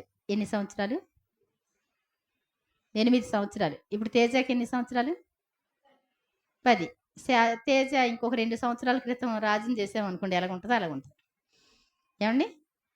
ఈ చిన్న బాలుడు సింహాసనం ఎక్కాడు. ఎక్కిన తర్వాత అక్కడ ఉన్నటువంటి పెద్దలు, అక్కడ ఉన్నటువంటి దైవజనులు వాళ్ళందరూ చెప్పిన మాటను బట్టి రాజరికం జరుగుతూ ఉంటుంది. బాలుడు కాబట్టి తనకి వయసు వచ్చిన తర్వాత 18 సంవత్సరాలకి వచ్చి మందిరాన్ని చూశాడు. ఏం చేశాడు? మందిరాన్ని చూశాడు. 18 సంవత్సరాలు అంటే ఏంటి ఏమండి? కొంచెం తెలివితేటలు వస్తాయి, మంచి చేయాలన్న ఆశ వస్తుంది, మంచిగా బ్రతకాలనే ఆశ వస్తుంది. ఆ టైంలో ఏమండి అతను వచ్చి చూసిన తర్వాత జరిగినటువంటి విషయాల కోసం ఒక్కసారి అక్కడ ఏనా గ్రంథాలు దొరుకుతాయా అని ఏం చేశాడంట, ఆ గ్రంథాలన్నీ చూస్తే మరి హిజ్కియా అయితే వాళ్ళకి తాతయ్య అవుతారు, మనిషి అయితే నాన్న అవుతాడు. ఏమండి ఆ తాతయ్య గారు అయితే దేవుని యందు భయభక్తులు కలిగి ఉన్నారు. మనిషి ఏం చేశాడు అంటే తను చేసినటువంటి విషయాలు ఏంటి అంటే, ఇది యెహోవా మందిరం అయితే ఇక్కడ పెద్ద సైతాను ఫోటోలు, విగ్రహాలు, అటు ధ్వజస్తంభాలు, ఆకాశ నక్షత్రాలకి ధూప వేయడాలు, బలులు అర్పించడాలు. ఈ మందిరం అంతా ఎలా మారిపోయింది అంటే, ఎలా మారిపోయింది? అన్య దేవతల గుడిలాగా మారిపోయింది. వాళ్ళు ఏమైపోయారు అంటే, మనిషి కాలంలో మనిషినే ఆ రాజులు పట్టుకొని తీసుకెళ్ళిపోవడం జరిగింది. అక్కడ మొరపెట్టుకుంటే దేవుడు విడిపించడం జరిగింది. ఇంకా ఇవన్నీ తీసివేయబడలేదు. అయితే తను వచ్చిన తర్వాత అసలు మన రాజ్యమంతా అన్య రాజుల చేతికి ఎందుకు వెళ్ళింది? మన వాళ్ళందరూ వెళ్ళి ఎందుకు అలా బానిసలైపోయారు? మనం చేసిన పనులు ఏవి కూడా బాగోలేదు, ఏదీ కలిసి రావట్లేదు, ఏదీ సంతోషంగా లేదు. ఇదంతటికి కారణం ఏంటి అంటే, అయ్యా దేవుడు చెప్పిన మాటను మీ వాళ్ళు వినలేదు, అందుకే ఈ శిక్షలన్నీ, ఈ కీడులన్నీ వచ్చినాయి. ఒకసారి చదివి వినిపిస్తాము, వినండి అని చెప్పారు. అప్పుడు చూద్దాం, ఒకసారి చూద్దాం. యోషియా ఏలనారంభించినప్పుడు 2 రాజులు 22వ అధ్యాయం. యోషియా ఏలనారంభించినప్పుడు 8 ఏండ్ల వాడే యెరూషలేమునందు 31 సంవత్సరములు ఏలెను. అతని తల్లి బొస్కతు ఊరివాడగు ఆదాయాకు కుమార్తె అయిన ఎదీదా. అతడు యెహోవా దృష్టికి యథార్థంగా నడుచు కుడి ఎడమలకు తిరగక. కుడి ఎడమలంటే అర్థం ఏంటండి? ఏమండి కుడి ఎడమలంటే ఏంటి? నచ్చితే చేయడం, నచ్చకపోతే మానడం. దేవుడు చెప్పింది ఒకటైతే మన ఇష్టానుసారంగా చేయడు. ఇలాంటి ఏం చేయలేదంట. ఎవరి పిల్లడు? యోషియా రాజు, చిన్నవాడే. ఏమండి దేవుడు అందరిని చూస్తూ ఉంటాడు కదా. చిన్నపిల్లలైనా దేవుని యందు భయభక్తులు కలిగిన వాళ్ళు వాళ్ళ కోసం ఎదురు చూస్తూ ఉంటాడు. ఇర్మియా అంట బాలుడిగా ఉన్నప్పుడే మాట్లాడుకున్నాడంట. ఏమండి గర్భంలో ఉన్నప్పుడు నిన్ను రూపించుకున్నా నేనే, గర్భం నుండి బయలుపడక మునిపే నిన్ను జనములకు ప్రవక్తగా ప్రతిష్ఠించాను. నేను చెప్పే మాటలని నువ్వు తీసుకెళ్ళి చెప్పు, అధిపతుల దగ్గరికి చెప్పు, రాజుల దగ్గరికి వెళ్ళి చెప్పు, మీరు ఇలాంటి పనులు చేస్తున్నారు కాబట్టి కీడు వస్తుందని చెప్పు అని చెప్తే, అయ్యా నేను బాలుణ్ణి, నాకంతా ధైర్యం సరిపోదు, నేను చిన్నపిల్లోడిని కదా అంటే, నువ్వు చిన్నపిల్లోడు అని వద్దు, నేను పంపు వారందరి యొద్దకు నువ్వు వెళ్ళాలి. ఎవడో లేడు, వెళ్ళేవాడు ఎవడు లేడు, పెద్దోడే మీసాలు మేలేసేవాడే చెప్పలేడు. ఏమండి పెద్దోళ్ళు అన్నవాళ్ళు కూడా ఏం చేయరు, చెప్పలేరు. నువ్వు వెళ్ళు, నేను నీకు తోడుగా ఉన్నాను. ఏం చేయాలి నువ్వు? పెళ్ళగించడానికి, విరగొట్టడానికి, నాటడానికి, కట్టడానికి, పడద్రోయడానికి, నశింపజేయడానికి జనముల మీద ప్రవక్తగా నేను నియమించాను. నార్మల్గా చిన్నోడే ఎవరు? ఇర్మియా. అలాంటి వాడిని అంట జనముల మీద ప్రవక్తగా నేను నియమించాను. అందరికంటూ శ్రేష్టమైన వాడువు, నా ప్రవక్త నువ్వు. చిన్నవాళ్ళైనా దేవునికి ఇష్టం. ఇక్కడ యోషియా కూడా దేవుడికి అలా నచ్చినటువంటి విషయం. తను యథార్థంగా ప్రవర్తిస్తా, కుడికి కానీ ఎడమకు కానీ, అంటే విన్న తర్వాత ఏం చేయకూడదు. అనిత అమ్మ ఇంకొక రకంగా చెప్పింది అనుకో, అప్పుడు ఏం చేయాలి? అమ్మ నేను ఇది చేయకూడదంట, ఒకలాగనే ఉండాలంట. ఏం చేయాలి? ఎలా ఉండాలి? దేవుడు ఏది చెప్తే అదే చేయాలంట. మనం మళ్ళా అటు ఇటుగా ఏం చేయకూడదు. మీరు టీ పెట్టండి, టీ పెట్టినప్పుడు ఏం చేయాలి? ఏమేమి వేయాలండి అందులో? కొంచెం కారం, కొంచెం పసుపు. ఏమండి నవ్వుతుందంటే? ఏమండి టీ పెట్టేటప్పుడు ఏం చేయాలి? కారం పసుపు వేయరా? టీ పొడి పంచుతారేనా? అంత సింపులా? ఏమండి కొంచెం కారం వేస్తే బాగోదనా? కొంచెం సాల్ట్ వేస్తే కొంచెం అప్పుడప్పుడు ఇవ్వు దావీదికి. ఏమండి కొంచెం సాల్ట్ వేయి, ఏమండి స్పెషల్గా ఇవ్వు కొత్త వంటలో. అలా ఉంటాయి మనవి. ఎలా ఉంటాయి? తాగుతారా? ఒకసారి ఇస్తే చూడండి, ఏమండి, ఒకసారి కొత్త టేస్ట్ అని చెప్పి ఇవ్వండి, తాగుతారా? కుడికి కానీ ఎడమకి కానీ మనం ఏం చేయకూడదు, ఏది కలపకూడదు, తీసివేయకూడదు. చక్కగా ఎలా చెయ్యాలో అలాగే చేయాలి. కొత్తగా చికెన్ వండండి, కొంచెం పంచదార కూడా వేస్తే ఏమవుతుందండి? కానీ బెల్లం వేస్తే ఎలా ఉంటుంది చికెన్లో? అలా ఉంటుంది అనమాట. అర్థమవుతుందా? ఇవైతే పాడైపోతాయేమో, కానీ దేవుని మాటను మనం ఏం చేయకూడదు. అమ్మదొక రకం అయితే మనదొక రకంగా ఉంటే, నేను వచ్చి నీకు చేస్తానమ్మా, ఈరోజు 16 రోజుల పండగ కదా, ఏం చేయాలి? ఈ మంగళసూత్రాలు తీసుకెళ్ళి ఏం చేయాలి? అక్కడ పెట్టి తీసుకొస్తానమ్మా, అవి పెట్టుకొచ్చే. అలాంటివి ఉండకూడదు. ఏం చేయాలి? నువ్వు ప్రతిదానికి ఏం చేయాలి? ప్రార్థన చేసుకోవాలి. ఇద్దరు మోకరించి ప్రార్థన చేసుకోవాలి. ప్రతిదీ కూడా ప్రార్థనే. తినేటప్పుడు ప్రార్థన, ఏమండి, నీకు ఏదైనా వస్తే దాన్ని తీసుకొని ప్రార్థన. ప్రతి దానికి నువ్వు ప్రార్థనే ఉండాలి. వేరే దాన్ని ఏది కూడా, అర్థమవుతుందండి? కొత్త వాళ్ళు సగం అటు సగం ఇటు చేస్తే అది దేవుడు ఇష్టపడేది కాదు. చిన్నపిల్లలైనప్పటికీ కూడా ఇర్మియాని ఇష్టపడ్డాడు, యోషియాని దేవుడు ఇష్టపడ్డాడు. ఇక్కడ చూడండి, తర్వాత రాజు అయిన యోషియా దినము ఏలుబడిలో 18వ సంవత్సరం అందు, అతని ఏలుబడిలో 18వ సంవత్సరం, అంటే ఎన్ని సంవత్సరాలు అతనికి? 8 సంవత్సరాలండి. 18వ సంవత్సరం ఏలుబడిలో అంటే ఎంత? 26 సంవత్సరాలు. కరెక్ట్ అయిన యవనస్తులైనటువంటి ఏజ్ అనమాట. తనకి 18 కాదు, ఏలుబడిలో 18, అప్పటికి 26 సంవత్సరాలు. అంత జ్ఞానం వచ్చేస్తుంది, అన్ని తెలివితేటలు వస్తాయి. మనం ఎందుకు ఇలా ఉన్నాం? నా రాజ్యం బాగుండాలి, నా చేతి కింద ఉన్న ప్రజలందరూ ఎలా ఉండాలి? మా తాతయ్య గారు చేసినప్పుడు చాలా బాగా దేవుడు తోడుగా ఉన్నాడంట, అందరూ చెప్తున్నారు కదా. ఈసారి నేను ఒక్కసారి చదువుతా, అలా ఉండాలి. ఎవరైనా అనుకుంటారు అనుకోరా? మీరు వ్యవసాయం చేస్తే ఏమనుకుంటారు? అందరికంటే ఎక్కువ పండించాలనుకుంటారు. ఎవరైనా ఏమనుకుంటాం? బాగా చేయాలనుకుంటాం. ఫస్ట్లో బాగా చేస్తారు, ఆ తర్వాత ఏం చేస్తారండి? ఆ తర్వాత ఏదో ఫంక్షన్ తగిలితే ఆ ఫంక్షన్కి వెళ్ళొస్తారు, మొత్తం మేకలో గొర్రెలో పడితే తినేస్తాయి. అప్పుడు ఏం చేస్తారు? అయిపోయిందిలే, దాని పని అయిపోయిందిలే. ఏమండి, పెద్దోడు కూడా బీరపాదులు వేసాడు ఒకసారి, అంత బీరకాయ వచ్చేసింది. ఎక్కడికో వెళ్ళాడు, 4 రోజులు ఉండి వచ్చాడు, మొత్తం మేకలు తినేసినాయి. బీర తోట అంతా ఏమైపోయింది? నాశనం అయిపోయింది. అంతేనా కదా? మనం 2 రోజులు చూడకపోతే, 2 రోజులు చూడకపోతే ఇంక అయిపోయినట్టే దాని పని. అందుకోసం చాలా జాగ్రత్తగా ఉండాలి. ఏ పని చేసినప్పటికీ కూడా జాగ్రత్తగా ఉండాలి. ఇతను అంటండి, మరి చూడండి, 18వ సంవత్సరం అందు మెషుల్లామునకు పుట్టిన అజల్య కుమారుడును శాస్త్రి అయిన షాపాను యెహోవా మందిరమునకు పొమ్మని చెప్పి రాజు అతనితో ఇలాగు సెలవిచ్చెను. నీవు ప్రధాన యాజకుడైన హిల్కియా యొద్దకు పోయి ద్వారపాలకులు జనుల యొద్ద వసూలు చేసి యెహోవా మందిరములో ఉంచిన రొక్కపు మొత్తము చూడుమని అతనితో చెప్పెను. యెహోవా మందిరపు పనికి అధికారులై పని జరిగించి వారి చేతికి ఆ ద్రవ్యము అప్పగించిన తరువాత యెహోవా మందిరమందలి శిథిలమైపోయిన స్థలములను బాగు చేయుటకై యెహోవా మందిరపు పని చేయు కూలి వారికి వారు దాన్ని ఇయ్యవలననియు, వడ్లవానికిని శిల్పకారులను కాసే పని వారికిని మందిరమును బాగు చేయుటకే మ్రానునేమి చెక్కిన రాడనేమి కొనుటకును ఇయ్యవలనని తెలియజెప్పుము. ఆ అధికారులు నమ్మకస్తులని వారి చేతికి అప్పగించిన ద్రవ్యమును గూర్చి వారి యొద్ద లెక్క పుచ్చుకొనకుండిరి. అంతటా ప్రధాన యాజకుడైన హిల్కియా యెహోవా మందిరమందు ధర్మశాస్త్ర గ్రంథము నాకు దొరికినని షాఫాను అను శాస్త్రితో చెప్పి ఆ గ్రంథమును షాఫానునకు అప్పగించెను. అతడు దానిని చదివి రాజునొద్దకు తిరిగి వచ్చి, మీ సేవకులు మందిరమందు దొరికిన ద్రవ్యమును సమకూర్చి యెహోవా మందిరం పని విషయములో అధికారులై పని జరిగించు వారి చేతికి అప్పగించిరని వర్తమానం తెలిపి, యాజకుడైన హిల్కియా నాకు ఒక గ్రంథము అప్పగించినని రాజుతో చెప్పి ఆ గ్రంథమును రాజు సముఖమందు చదివెను.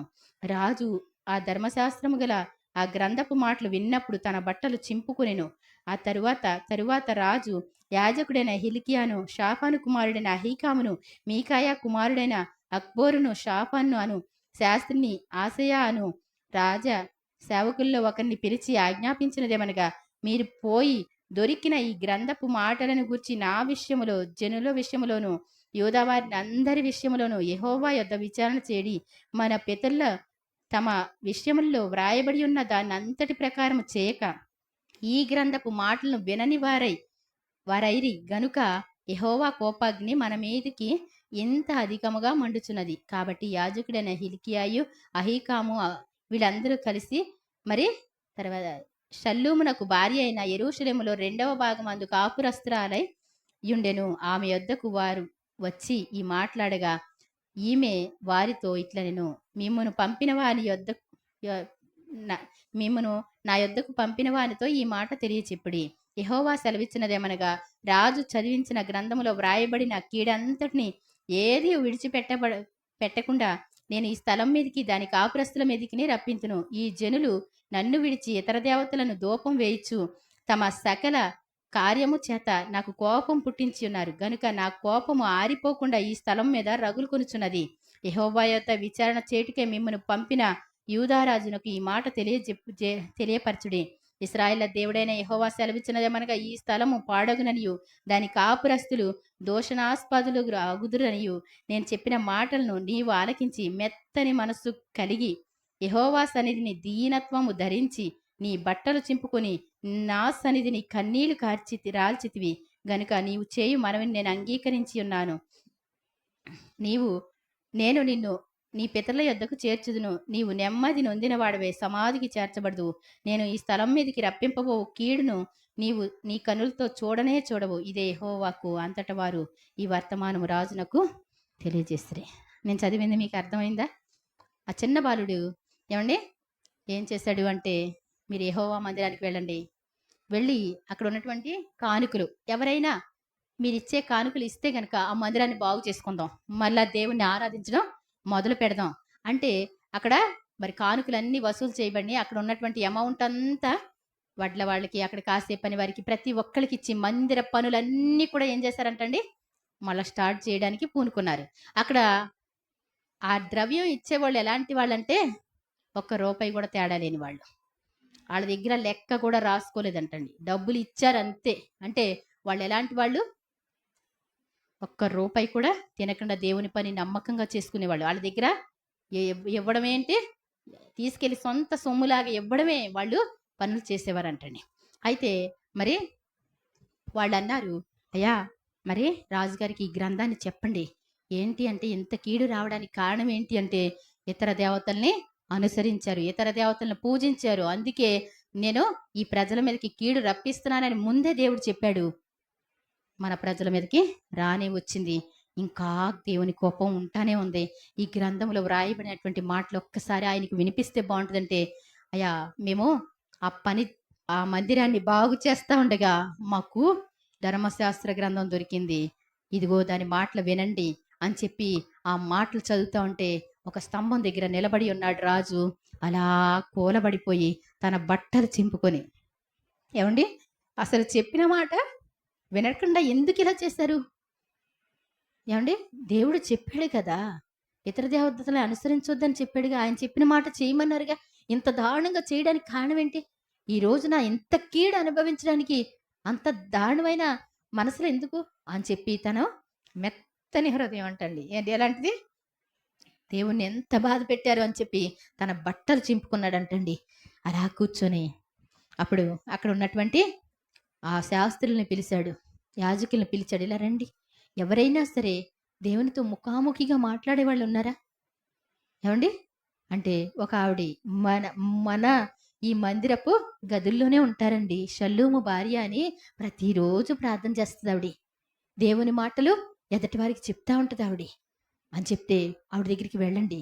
ఒకవేళ మన ఎడల దేవుడు ఏమన్నా కనికరం చూపిస్తాడేమో, ఒకవేళ మనల్ని రక్షిస్తాడేమో, వెళ్ళి కనుక్కోండి అంటే, మళ్ళీ ఆవిడ దగ్గరికి వెళ్ళినప్పుడు మరి రాజుగారు మీ దగ్గరికి మమ్మల్ని పంపించారని చెప్పినప్పుడు ఆవిడే ఉండండి అని చెప్పి దేవుని సన్నిధిలో కనిపెట్టి, మీ దగ్గరికి నా దగ్గరికి మిమ్మల్ని పంపించినటువంటి ఆ యొక్క వ్యక్తికి ఈ మాటలు చెప్పండి, ఆ రాజుగారికి ఈ మాటలు చెప్పండి, నువ్వు నా మాటలు విని, నా ధర్మశాస్త్ర గ్రంథపు మాటలు విని మెత్తని హృదయం కలవాడవై, దీన మనసు ధరించిన వాడవై నువ్వేం చేసావు? నీ బట్టలు చింపుకున్నావు, కన్నీళ్లు కార్చావు. అంటే కన్నీళ్ళు కార్చడం అంటే ఏంటి ఏమండి? హృదయం కరిగితేనే కన్నీళ్ళు వస్తాయి, అవునా కదా? మెత్తని హృదయం ఉంటేనే. కఠినం అయిపోతే ఎలా ఉంటుంది? రావు. నువ్వు మెత్తని హృదయం. నా మాటలంటే నీవెంతో గౌరవించావు. కాబట్టి నీవు ఈ కీడు నీకు రాదు. దేవుని స్తోత్రం చెప్తాం. దీన మనసు ఎక్కడుంటదో వాళ్ళకి కీడులు అంటవండి. అర్థమవుతుందండి? కీడు మన మీదకి వస్తుంది. ఇప్పుడు కరువు మన మీదకి వస్తుంది. ఇప్పుడు కరువు వస్తుంది అని చెప్పారన్నాను. కరువు వచ్చేలా ఉంది. మనం దీన మనసు కలిగి ప్రార్థన చేస్తామనుకోండి, దేవుడు ఎలా పోషిస్తాడు? సారేపతి విధవరాలి బుడ్డిలో ఇంతే ఉంది, ఏమంటే నూనె ఇంతే ఉంది, పిండి ఇంతే ఉంది. మరి ఎన్నాళ్ళు పోషింపబడ్డారు?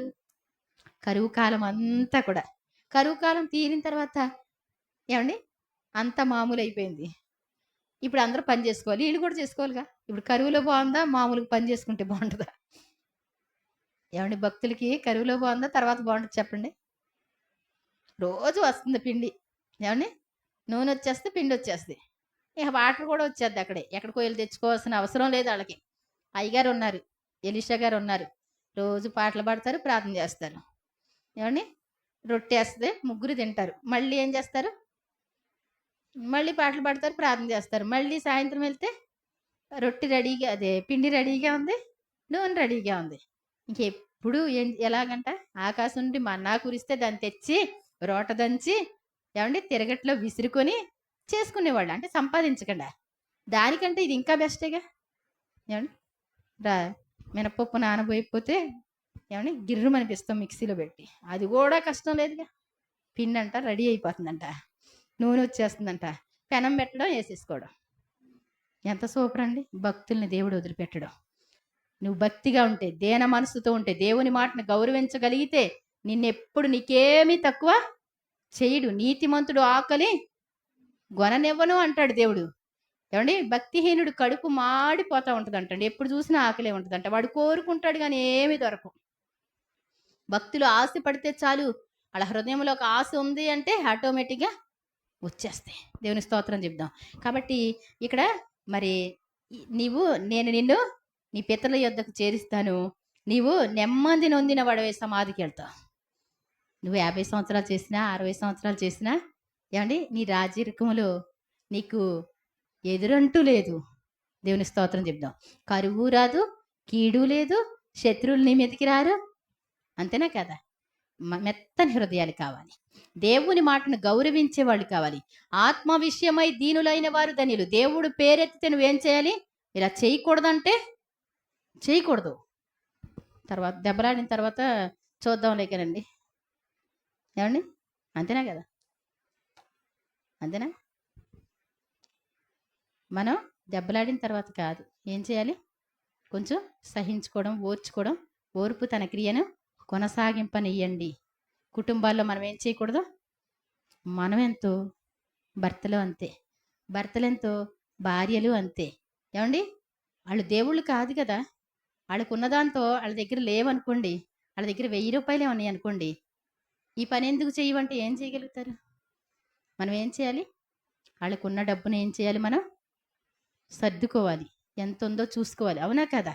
అంతేకాని నువ్వు భర్త కాబట్టి నువ్వు తీసుకురావాలి, నువ్వు చచ్చినా బ్రతికినా తీసుకురావాలంటే ఏమండి ఒకళ్ళనొకళ్ళు అర్థం చేసుకొని చక్క ప్రేమతో ఐక్యతతో ముందుకెళ్ళిపోతే సంతోషంగా ఉంటుంది. భర్త వచ్చేసి ఈ పనులు చేయలేదు, ఆ పనులు చేయలేదు, అలా అక్కర్లా. ఎందుకు చేయలేకపోయావు? నీరసంగా ఉందా? నేను హెల్ప్ చేయనా అంటే ఎంత బాగుంటుందండి.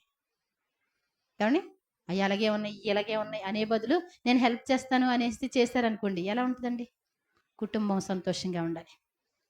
మనం ఒకళ్ళంటే ఒకళ్ళకి భేదాలు ఉండకూడదు. మా అమ్మ అంటే బాగా చూసేసి వాళ్ళమ్మ అంటే బాగా చూడకుండా ఉండరు. అదేనా? వండిన కూరలో సగం తీసి దాచేసేసి అమ్మకి పెట్టేద్దాం, అత్తగారికి ఏమీ లేదండి అంటే అవి కాదు. మనం ఎలా ఉండాలి? ఆ తల్లి అయినా ఈ తల్లి అయినా నీ అమ్మలానే చూసుకోవాలి, నీ తల్లిలానే చూసుకోవాలి. నువ్వు మాంగారైనా తండ్రి అయినా ఇద్దరూ ఎలా చూడాలి? నీ తల్లిదండ్రులాగానే బాధ్యత వహించాలి. అప్పుడు అది దేవునికి భయపడినట్లు అవుద్ది. దేవునికి స్తోత్రం చెప్దాం. కాబట్టి ఆత్మ విషయమై దీనులైన వారు ధన్యులు, పరలోక రాజ్యం వారిది. నీకు దేవుని మాట అంటే గౌరవం కావాలి, దేవుని వాక్యం అంటే గౌరవం కావాలి, దేవుడి మాట అంటే గడగడ వణుకుతూ వినాలి. అప్పుడు పరలోకం అవుద్ది. అంతేగాని విశ్రాంతి దినం ప్రార్థనకి ఎప్పుడో ఒకసారి వచ్చే అయిపోద్దండి. విశ్రాంతి దినం గుర్తొచ్చినప్పుడు, వీలు కలిగినప్పుడు, పని లేనప్పుడు ఏదో రోగం వచ్చి తగ్గినప్పుడు, లేకపోతే బాగా రోగం పెరిగినప్పుడు పరలోకం తెరుచుకొని కూర్చుంటుందా? మీరు దేవుని బిడ్డలైతే ప్రతి విశ్రాంతి దినాన్ని మీరు గౌరవిస్తారు. దేవుని మాటని మీరు గౌరవిస్తారు. ఆ రోజు ₹1,00,000 వస్తున్నాయన్నా ఏం చేయరు మీరు? ఏమండి? దేవుని సన్నిధిలో కనబడకుండా మానరు. అర్థమవుతుందండి? నాకు నీరసంగా ఉందంటే ఈడ్చుకుంటూనే వచ్చేస్తారు. 18 సంవత్సరాల నుంచి నడుము వంగిపోయిన స్త్రీ ఏమండి సమాజ మందిరంలోకి వస్తే యేసు ప్రభు వారు ఏం చేశారంట? అబ్రహాము కుమార్తె ఈవిడి ఏమండి సాతాను చేత బంధింపబడిందని వెంటనే బాగు చేశారు. ఏ రోజు నీకు ఆశీర్వాదం వస్తుందో తెలియదు. విశ్రాంతి దినం మనమంట సియోన్లోనే ఆదరింపబడతామంటండి. సియోన్లో అంటే ఏంటి? దేవుని సన్నిధిలోనే నీకు ఆదరణ. సియోన్లో దుఃఖించే వారికి ఏం చేస్తాడంట? ఉల్లాస వస్త్రాలు ధరింపజేస్తాడంటండి. అక్కడక్కడ ఏడుతా ఉంటే కాదండి. నీ నీ ఆరోగ్యం ఎక్కడైతే వెతకాలి? దేవుని సన్నిధిలోనే వెతకాలి. నీ యొక్క భవిష్యత్తు కూడా దేవుని సన్నిధిలోనే వెతకాలి. నీకు జ్ఞానం కావాలంటే దేవుని సన్నిధిలో వెతకాలి. నీకు అప్పులు తీరాలంటే ఎక్కడ? దేవుని సన్నిధిలోనే. దేవుడు జ్ఞానం ఇస్తాడు. అప్పుడు ఏం చేయాలో ఆలోచన చెప్తాడు. అప్పుడు నీకు అది ఎలా ఉంటుందంటే దేవుడు చెప్తే సక్సెస్ఫుల్ అయిపోద్ది. మనంతటా మనం చేస్తే ఏమవుతాయి? ఫెయిల్ అవుతాయి. కాబట్టి ఏంటంటే దేవుని మాట మనం వినడం నేర్చుకోవాలి. ఆయన మాటలతో ఏది కలపొద్దు, తీసివేయొద్దు. ఆ తర్వాత చూడండి, దుఃఖపడేవారు ధనియులు వారు ఓదార్చబడుదురు. దుఃఖపడేవాళ్ళు, మనకి కష్టాలు వచ్చినాయి, శ్రమలు వచ్చినాయి ఏమండి, ఈ లోకంలో దుఃఖంలో ఉన్నవాళ్ళు ఎదటి వారికి ఏ కీడు చేయలేరు. బాధలో ఉన్నవాళ్ళు ఎదటి వారిని ఏమండి ఇష్టం వచ్చినట్టు ప్లాన్ చేయలేరు. అందుకోసం నీకు వచ్చేటువంటి దుఃఖం ఏమండి వారి ధన్యులు, వారు ఓదార్చబడతారు. వాళ్ళ దగ్గరికి దేవుడు వస్తాడు. భర్తలు పోయి బాధపడేవాళ్ళు, భార్యలు పోయి బాధపడేవాళ్ళు, పిల్లలు పోయి బాధపడేవాళ్ళు, లేకపోతే కుటుంబం అంతా నాశనం అయిపోయి బాధపడేవాళ్ళు, ఇలాంటి వాళ్ళందరూ దేవుని దగ్గరికి వస్తే ఏం చేస్తారు? వాళ్ళు ఆదరింపబడతారు. మనుషుల యొక్క ఓదార్పు ఏమండి దాహం తీరదు. ఏమండి తీరద్దని ఇప్పుడు మంచినీళ్ళు అయినాయి అనుకోండి, అమ్మ మరి మంచి మంచి వాటర్, కూల్ వాటర్ దొరికింది అనుకోండి ఎండలో, ఎలా ఉంటుంది? హాయిగా ఉంటుందా? మా దగ్గర ఫాంటా ఉంది, తాగండి. ₹100 పెట్టుకొని కూర్చోనండి అంటే ఏమంటారు? వద్దండి, మంచినీళ్ళు ఉంటే ఉండే. థమ్స్అప్ తాగుతారా? నాకు వద్దండి. పలావ్ తినండి ఫస్ట్ మీరు. ఏమండి ఏది కావాలి మీకు? దప్పిగన వారికి చల్లని నీళ్ళంట ఎంతో ప్రశాంతతగా ఉంటుందంట. ఈ లోకంలో ఎవ్వరి ఓదార్పు నీకు ఓదార్పు రాదు. దేవుని ఓదార్పే ఓదార్పు వస్తాయి. నువ్వు తట్టుకోలేని పరిస్థితిలో ఉంటే దేవుని సన్నిధిలో ప్రభువా నువ్వు తప్ప నాకెవ్వరు లేరు ప్రభువా అని మోకరించి ప్రార్థన చేస్తే ఏమైపోతావు? నువ్వు ఏమైపోతావు? మళ్ళా ఫ్రెష్ అయిపోతావు. ఏమండి అర్థమవుతుందండి? ఫ్రెష్ అయిపోవడం అంటే తెలుసా? ఏమండి బట్టలన్నీ మాసిపోయినాయి అనుకోండి, చక్కగా వాషింగ్ మిషన్లో మంచి సర్ఫ్ వేసేసి ఉతికేసిన తర్వాత ఏమండి గంజి పెట్టి ఆరేసిన తర్వాత మంచి ఇస్త్రీ చేసామనుకోండి, దాన్ని ఏం చేస్తారు? ఏమండి ఫ్రెష్ అయిపోద్ది అవుదా? కొత్త బట్టలా అయిపోతాయి. నువ్వు మరలా అందంగా తయారవ్వాలంటే దేవుని సన్నిధిలో నీ దుఃఖాన్ని దేవుని సన్నిధిలోకి తీసుకురావాలి. బయట వాళ్ళ దగ్గర ఏడవద్దు. నీకున్న సమస్యల నిమిత్తం ఏం చేయొద్దు? బయట వాళ్ళతో చెప్పనవసరం లేదు. బయట వాళ్ళతో చెప్తే చీప్ అయిపోతాం. నలుగురిలోకి తీసుకెళ్తే నాకేమీ లేదండి అని చెప్తే ఏమీ లేదు, ఆడికేముంది నా మొఖం అంటారు. ఏమండి అవునా కదా? ఏదైనా సరే ఎవరికి చెప్పాలి? హిజ్కియా మహారాజే, తనకి రోగం వచ్చింది. రోగం వస్తే ఏమండి ఇంకా బ్రతుకుతాడన్న ఆశతో రకరకాల మందులు ఇస్తున్నారు. వైద్యులు ఉంటారు, వాళ్ళకి మందులు మందులు మందులు ఇస్తా ఉన్నారు. కానీ ప్రవక్త వచ్చి నువ్వంట ఇల్లు చక్కబెట్టుకో, ఏమండి ఏం చేసుకోవాలి? నీ టైం అయిపోయింది, ఇల్లు చక్కబెట్టుకో, దేవుడు పిలుస్తున్నాడని చెప్పేసి వెళ్తా ఉంటే ఏమండి గోడ వైపు తిరిగి వెనక్కి తిరిగి కన్నీళ్ళు కార్చి ప్రభా నీ సన్నిధిని నేను ఎట్లు నడుచుకున్నాను, ఒక్కసారి చూడొచ్చు కదా అంటే మందులకు తగ్గుద్దని ఆశపడతా ఉన్నాడు. తీరా చూస్తే ఏమన్నారు? ప్రవక్త వచ్చి అయిపోయింది టైం అని చెప్పాడు. అయిపోయినట్టేనే కదా. కానీ తను ప్రార్థన చేస్తే ఎవరు విన్నారు? మందులైనా నువ్వు దేవుడు పని చేయాలంటేనే చేస్తాయి. నేను ప్రార్థన చేసి చేశానండి. ఇంకా ఇంకా సర్లేండి దేవుడు ఇంటే ఉన్నాడు, లేకపోతే లేదు. ఈ మందులు అంటే బాగా పనిచేస్తాయి అంటే అన్నాం అనుకోండి, ఇప్పుడు అన్నీ ఏంటండి సైడ్ ఎఫెక్ట్సేనండి. ఏమండి, ఒక ఆవిడ నర్సు గారు కుంటుతా నడుస్తూ ఉండేది, మా పక్కన ఉండేది, చనిపోయిందని చెప్పారు పాపం. ఎలా నడుస్తున్నారు ఏ సిస్టర్ గారు అంటే పెళ్లి చేసుకోలే ఆవిడ, హార్ట్ ప్రాబ్లం. ఆవిడ ఆర్సీఎం అనమాట అండి. మా ఇంటి వెనకాల వేరే వాళ్ళ ఇంట్లో ఉండేవారు. నేను అడిగాను మామూలుగా, నేను ఇక అదేంటి అంటే ఆవిడే నా దగ్గర కూర్చొని వచ్చి చెప్పింది, మందులు ఎక్స్ట్రా డోసులు ఎక్కువైపోయినాయి అంటండి. అవి సైడ్ ఎఫెక్ట్స్. ఈ కాల్లో మనకి ఒక బాల్ ఉంటుంది ఏమండి, ఏమండి ఎముకలకి ఎముకలకి మధ్యలో ఏముంటాయి, బాల్ సరిగిపోతే ఇంకా స్ట్రైట్ అయిపోద్ది అనమాట. ఈ మందులు వేసుకున్న మందులకి బాల్ కరిగిపోయిందంటండి. ఇక ఇలాగా నడుస్తూ ఉండేది ఆవిడ. అర్థమవుతుందండి, దేవుడు బాగు చేస్తే ఎలా ఉంటుంది, సింపుల్గా తగ్గుతాయి. మనుషులు బాగు చేస్తే ఏమండి దగ్గు వస్తుందని కొండ నాలికని మందు పెట్టారంటండి, ఈ ఉన్న నాలుగు కూడా ఊడిపోయింది అంటారు. అర్థమైందా, మనుషులు బాగు చేస్తే బాగోవు రోగాలైనా. నీకు స్వస్థత కావాలంటే ఎక్కడ, దేవుని సన్నిధిలోనే. మనుషులకు తెలియదు అది. అర్థమవుతుందండి, నువ్వు ఎలాంటి పరిస్థితిలో ఉన్నా, నువ్వు దుఃఖంలో ఉంటే దేవుని దగ్గరికి రా, రోగంతో ఉంటే దేవుని దగ్గర, అప్పులతో ఉంటే దేవుని దగ్గరికి రా. నీకు మనశ్శాంతి లేకపోతే ఏం చేయాలి, దేవుని సన్నిధికి రావాలి. ఆత్మ విషయమై దీనులైన వారు ధన్యులు, పరలోక రాజ్యం వారిది. దుఃఖపడు వారు ధన్యులు, వారు ఓదార్చబడతారు. నేనే మిమ్మల్ని ఓదార్చబడను, ఒకరి తల్లి వారిని ఆదరించినట్లు నేను ఆదరిస్తాను. మీరు నా చంకను ఎత్తుకుంటాను, నేను నా ఒడిలో నేను కూర్చుండబెట్టుకుంటాను. ఏమండి, కోడిపిల్ల అరుస్తూ ఉంటుంది, అలా తల్లి దగ్గరికి తీసుకెళ్ళి ఇలా వదిలితే ఏమైపోద్ది, టక్మని ఆపేస్తుంది. చంటి పిల్లలు ఏడుస్తూ ఉంటారు.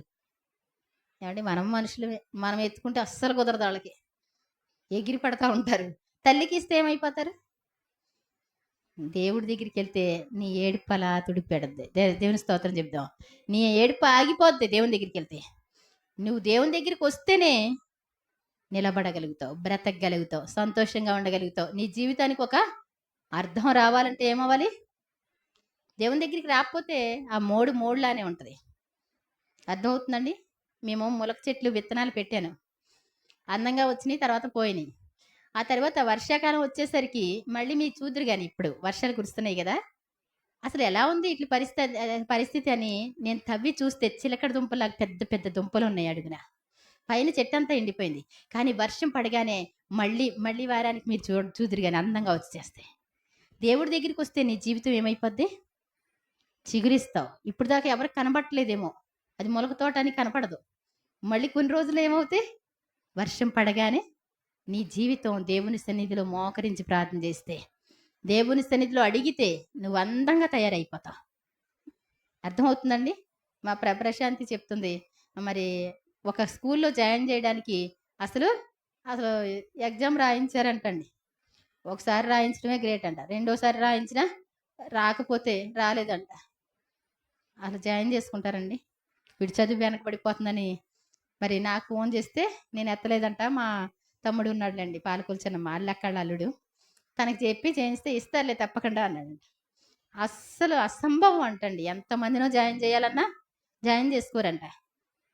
తను అలా చెప్పాడంట, ప్రార్థన చేసి వెళ్తే వెంటనే జాయిన్ చేసుకున్నారంట. దేవుని స్తోత్రం చెప్దాం. మన టాలెంట్ని బట్టి, మన మార్కుల్ని బట్టి అవన్నీ కాదు, ముందు దేవుని దయ నీ మీదకి రావాలి. ఎస్తేరంట దేవుని కృప పొందినంట. అంతవరకు వచ్చిన రాజులందరూ కూడా రాజు రాణులందరినీ కూడా చూసి నచ్చక పంపించేశాడు. ఎస్తేరు అలా ఏమండి ఆ గుమ్మం దగ్గరికి రాగానే తన హృదయం తన చూడగానే స్పందించిందంట. అంతవరకు కూడా ఎవరిని అలా చూడలేదంట. ఏమండి, ఎంత సంతోషపడిపోయాడు. దేవుని స్తోత్రం చెప్దాం. దేవుని దయ నీ మీద ఉంటే నువ్వు ఆశీర్వదింపబడతావు, దీవించబడతావు.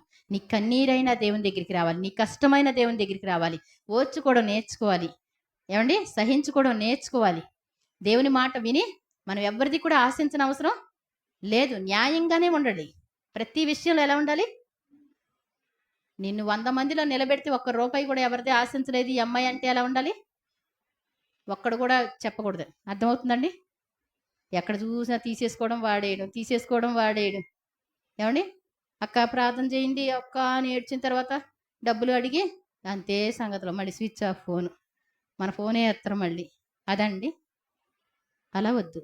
ఎక్కడ నువ్వు తీర్చగలవంటేనే చేసుకో. ఒక్క చోట కూడా నీ పేరు పోకూడదు.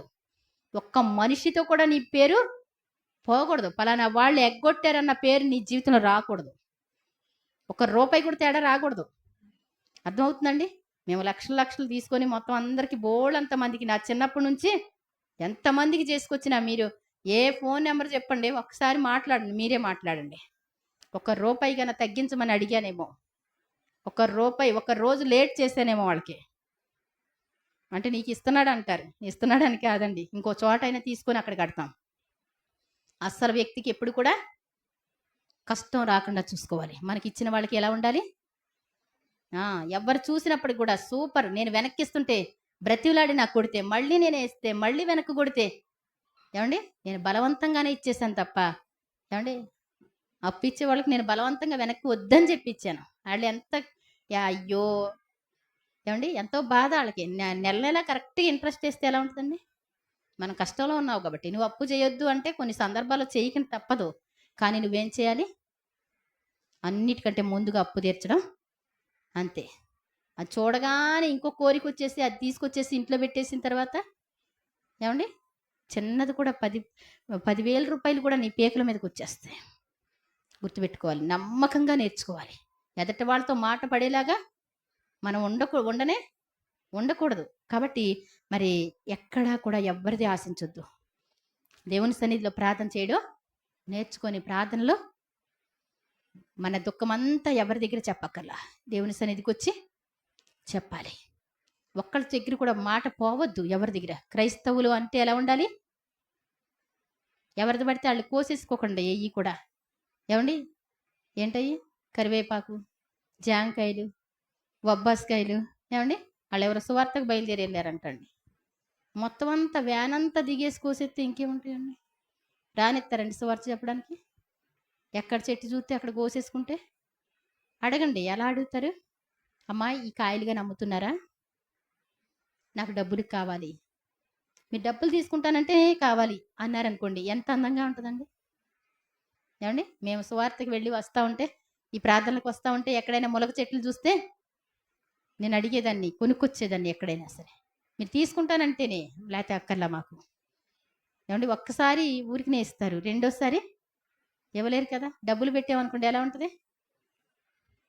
ఎలా ఉంటుందండి? నువ్వు రోజు కొనుక్కో గొడవలేదు, చెట్టంతా కొనుక్కో గొడవలేదు, ఎవరన్నారు కదా ఎవరు. కాబట్టి ఏది ఎలా చేయాలో కూడా నేర్చుకోవాలి. అందరి దగ్గర ఊరికినే తీసుకోవడం, మాటి మాటికి పక్కన వాళ్ళ దగ్గరికి వెళ్ళి పంచదార ఉందా, పసుపు ఉందా, కారం ఉందా, ఉంటే తినండి లేకపోతే లేదు. కష్టపడండి. అర్థమవుతుందండి? వాళ్ళు ఎంతే కూర చేసుకున్నారనుకోండి, ప్రతిరోజు వెళ్తే ఏమండి కష్టంగా ఉంటాయి కదా. మనం ఏం చేయాలి? కష్టపడాలి, పని చేసుకో. క్రైస్తవ బిడ్డలంటే పెట్టేవారిగానే మీ ఎదటి వారికి సహాయం చేయడానికి వీలు కలిగేటట్లు పెట్టేలా ఉండాలంట. ఒక పాస్టర్ గారు వస్తూ ఉండేవారు ఇక్కడికి. ఆ పక్కన వాళ్ళు ఆ పాస్టర్ గారు వస్తే మొత్తం కరివేపాకు చెట్టు అంతా బోర్డు చేసేస్తున్నాడు. అంతే. ఏం చేస్తున్నాడు? మళ్ళీ అయ్యగారు మళ్ళీ ఒక నెలకు వస్తే మళ్ళీ బోర్డు చేసేయడం. మొలక చెట్టుకి కాయలకు వస్తే నాతో మాట్లాడుతూ ఉండి ఒక అబ్బాయిని పంపిస్తే ఇన్ని కాయలకు వస్తాడు అతను. యారా అక్కడ ఎంతమంది ఉన్నారు? కొయ్యి వెళ్ళు మళ్ళీ. అమ్మో ఈ అయ్యగారికి ఎంత కోసినా అమ్మాయి వీళ్ళేమో కోసేసి దాచుకుంటారు. వీళ్ళు ఏంటయ్యి వంకాయలు ఉన్నెవరు, ఏంటయ్యి బొబ్బాస్కాయలు ఉన్నెవరు, సంచి పట్టుకొచ్చి మొత్తం చెట్టు అంతా బోర్డు చేసేస్తే బొబ్బాస్కాయలు. ఏమండి ప్రార్థనకు వస్తున్నారంటే నేను కూడా కోసి మంచం కింద పెట్టేవాడు. ఏం చేస్తాం? ఏమండి వాళ్ళు వస్తారు తెలుసు, వచ్చారు అంటే బొబ్బాస్కాయలు ఏమైపోతాయి? పచ్చికాయలతో సహా కోసేస్తారు. చక్కచక్క కోసి దాసేవాడు. ఎందుకు చెప్తున్నాను అంటే ఒక ఆవిడ సాక్ష్యం విన్నాను నేను. వాళ్ళ గోడ మీదకి కరివేపాకు చెట్టు వచ్చిందంటండి. ఏం చెట్టు? మీ గోడ మీదకి మీ ఇంట్లోకి కరివేపాకు చెట్టు వస్తే మీరు కోసుకోరా? మీ గోడ మీదకి వచ్చింది ఇలాగ లోపలికి, మీరేం చేస్తారు? అదేం మాదానంలే ఇలా కోసుకుంటాం కదా. అమ్మాయి అంటండి కోసుకుందంట. తర్వాత జాంకాయలు కూడా వచ్చినాయంట. ఆ ఎడ్జి కొంచెం అందకపోతే గోడకున్న ఎడ్జి కింద పెడతారండి ఫౌండేషన్‌కి. అది ఇలా ఎక్కి గప్పున కోయిపోయింది. కాళ్ళు బెణికెట్టి ఏమైపోయింది? చిట్లిపోయింది. కాలు విరిగింది మడిం దగ్గర. ఎంతో బాధపడతా, ఏడుస్తా, అయ్యో! దేవుడు కాపాడలేదు. ఏవండి ఏమంటారండి? ఏమంటారు? మొత్తం దేవుడిదేగా భారం. నువ్వు చేసిన తప్పేమి నీకు కనపడదు. జాంకాయ కూడా అంతా, అంటే కరివేపాకు అంతా అనుకుంటారు. అప్పుడు దేవుడు మాట్లాడాడంట. నువ్వు కరివేపాకు ఎందుకు కోసావు వాడిని అడగకుండా? జాంకాయలు ఎందుకు కోసావు నువ్వు? ఏమండి? 20,000 అయింది ఖర్చు. 20,000కి ఎన్ని జాంకాయలు వస్తాయి? అడగండి, తప్పులేదు. కావాలంటే కోసుకోవచ్చు, అడుక్కోవచ్చు మనం. ఏమండి? లేకపోతే ఏం చేయాలి? కొనుక్కోవచ్చు. కానీ ఒక్కసారి తీసుకెళ్తేనే వాళ్ళు ఏం చేస్తారు? నీ పేరు చెడ్డదంటారు. అప్పుడు దేవుడికి బాధ అనిపించదా? తేజ అండి చాలా మంచోడు అన్నాను అనుకోండి, తల్లిదండ్రులకి ఎలా ఉంటుందండి? ఏమండి? ఏంటో ఆ పిల్లోడు వచ్చిన కాడి నుంచి అన్ని పీకేస్తాడు, లాగేస్తాడు, చింపేస్తాడు, ఏమని అన్ని పగలగొట్టేస్తాడంటే ఎలా ఉంటుంది? దేవుడే బాధపడతాడు. నీ పనులకి దేవుడు బాధపడతాడు. నువ్వు ఎలా ఉండాలి? ఒక పెద్ద భక్తురాల దగ్గరికి ఒక ఆవిడని తీసుకొని వెళ్ళారు. నాతో ప్రార్థన చేస్తూ ఉండేవారు వాళ్ళు.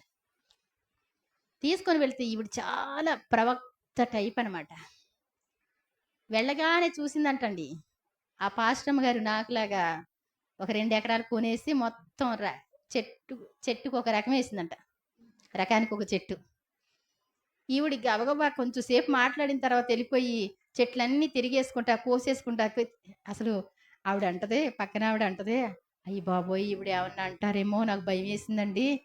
మొత్తం అన్ని కాయలు మొత్తం మేమిద్దరం మాట్లాడుకుంటుంటే మొత్తం కోసుకొచ్చేస్తుంది ఆవిడ. ఏమండి? ఒకవేళ వీళ్ళు దేవుని మాటలే మాట్లాడుకున్న తర్వాత, ప్రార్థనలు అయిన తర్వాత ఆవిడ సంచిలో సర్దిస్తే బాగుంటుందిగా. సర్దిస్తారుగా పాస్టమ్మ గారంటే.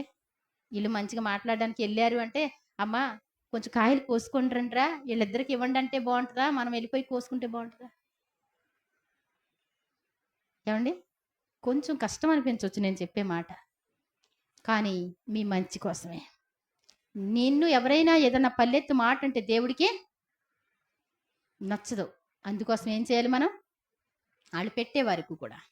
యేసుప్రభు వారు వాక్యం చెప్తా ఏమని చెప్పారంటే, నువ్వు పెండ్లి విందుకు పిలవబడ్డావనుకో, నువ్వు అందమైన పట్టు చీర కట్టుకున్నాను కదా అని గబగబా వెళ్ళిపోయి ఆ ఎదుటి లైన్లో కూర్చున్నావు అనుకో, అప్పుడు ఏమంటారు? ఆ పెండ్లి కుమారుడు వాళ్ళు వచ్చి, చిన్నమ్మ ఒకసారి అట్టెళ్ళి కూర్చో, కొంచెం వాళ్ళే పెద్దోళ్ళు వస్తున్నారు ఇక్కడ కూర్చుంటారు అంటే నీకు బాధ అనిపించదా? నువ్వేం చేయాలంట? పర్వాలేదు నేను అనా అని అరుగు మీద కూర్చున్నావు అనుకో, మంచి చీర కట్టుకుని అరుగు మీద కూర్చుందేంటి, దా లోపలికి వెళ్ళి కూర్చో. ఎవరు చెప్పాలి? దేవుడు చెప్పి నీ కూడా మంచి చెప్పాడు, మంచి క్వాలిఫికేషన్స్ చెప్పాడు. నీ పరువు పోకుండా, దేవుని పరువు తీయకుండా. ఏమండి? నీ పరువు పోతే ఎవరిది? దేవునికే అవమానం. కాబట్టి ఏం చేయాలి మనం? ఎక్కడికి వెళ్ళినప్పటికి కూడా పలానా వాళ్ళంటే మన ఇంటికి రావాలి, అంతేనా కదండి? మనం వాళ్ళంటే ఎలా ఉండాలి? మనకి ఆప్తులుగా ఉన్నట్టు ఉండాలి. కాబట్టి ప్రతి విషయంలో కూడా చిన్న చిన్ని పదాలు మనం నేర్చుకోవాలి. కాబట్టి మనం ఎలా ఉండాలి? దీన మనసుతో ఉండాలి. నీ దుఃఖమంతా ఏం చేయాలి? దేవుని దగ్గరే చెప్పాలి. ఆ తర్వాత మిగిలిన తర్వాత చెప్పుకుందాం. 1 గంట అయిపోయిందా? కాబట్టి ఏంటంటే మరి అర్థమైందండి ఈ 2 మాటలు. దేవుని మాట అంటే గడగడ వణికేలా ఉండాలి.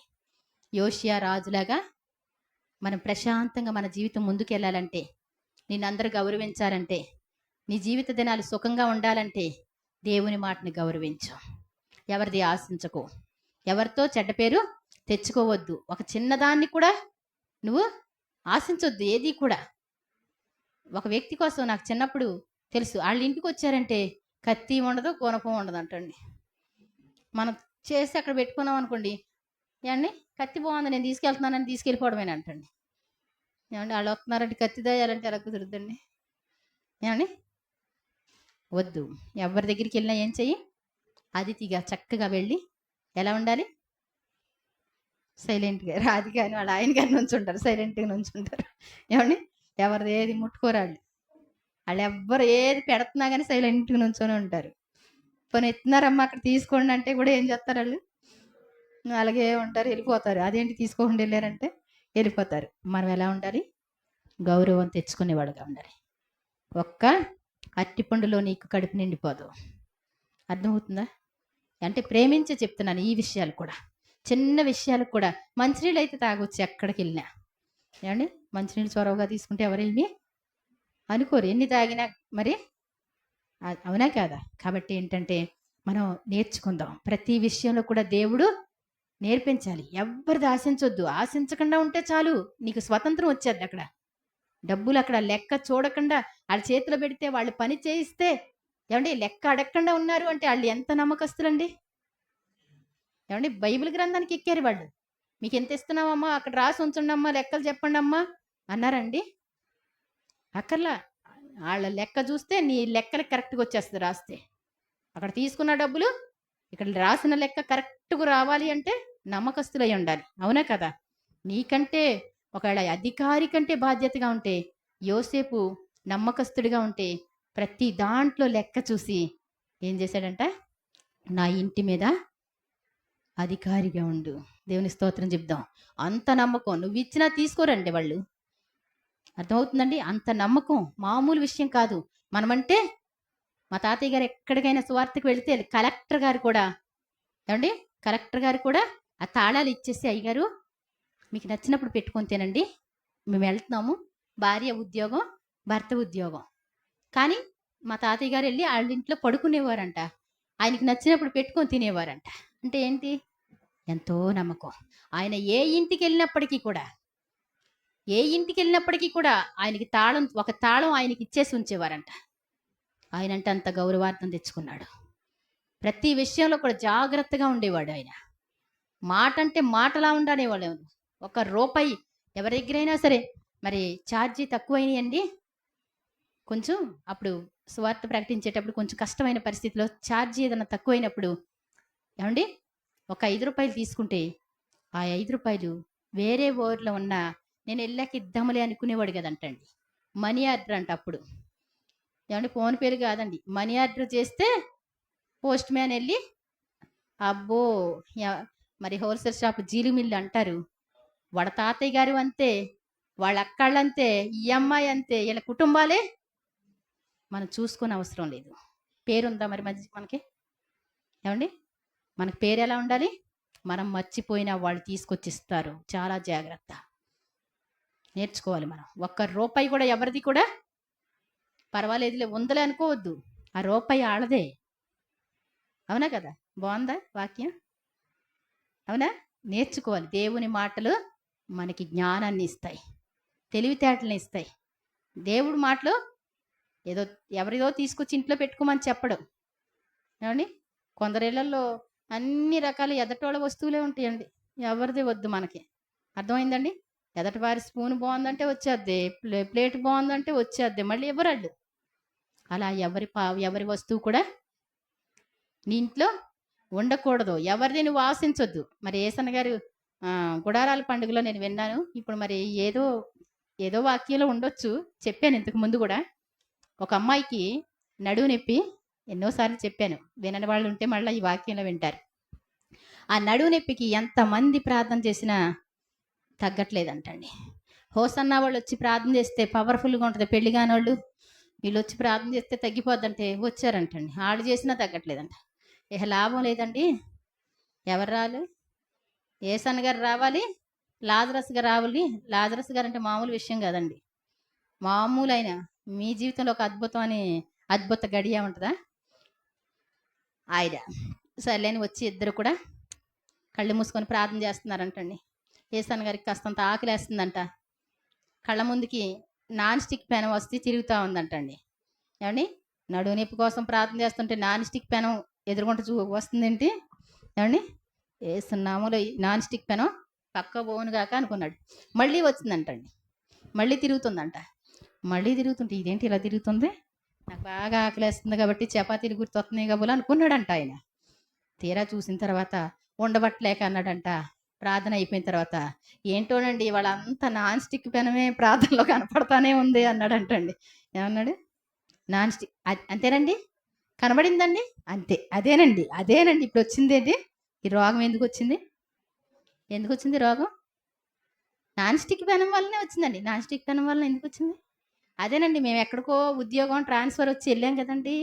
అక్కడండి అట్టేయగానే పైకి లేచిపోద్దండి. ఏమండి? ఫస్ట్‌లో అనౌన్స్‌మెంట్ ఎలా ఉంటాయి? అడ్వర్టైజ్‌లు ఎలా ఉంటాయి?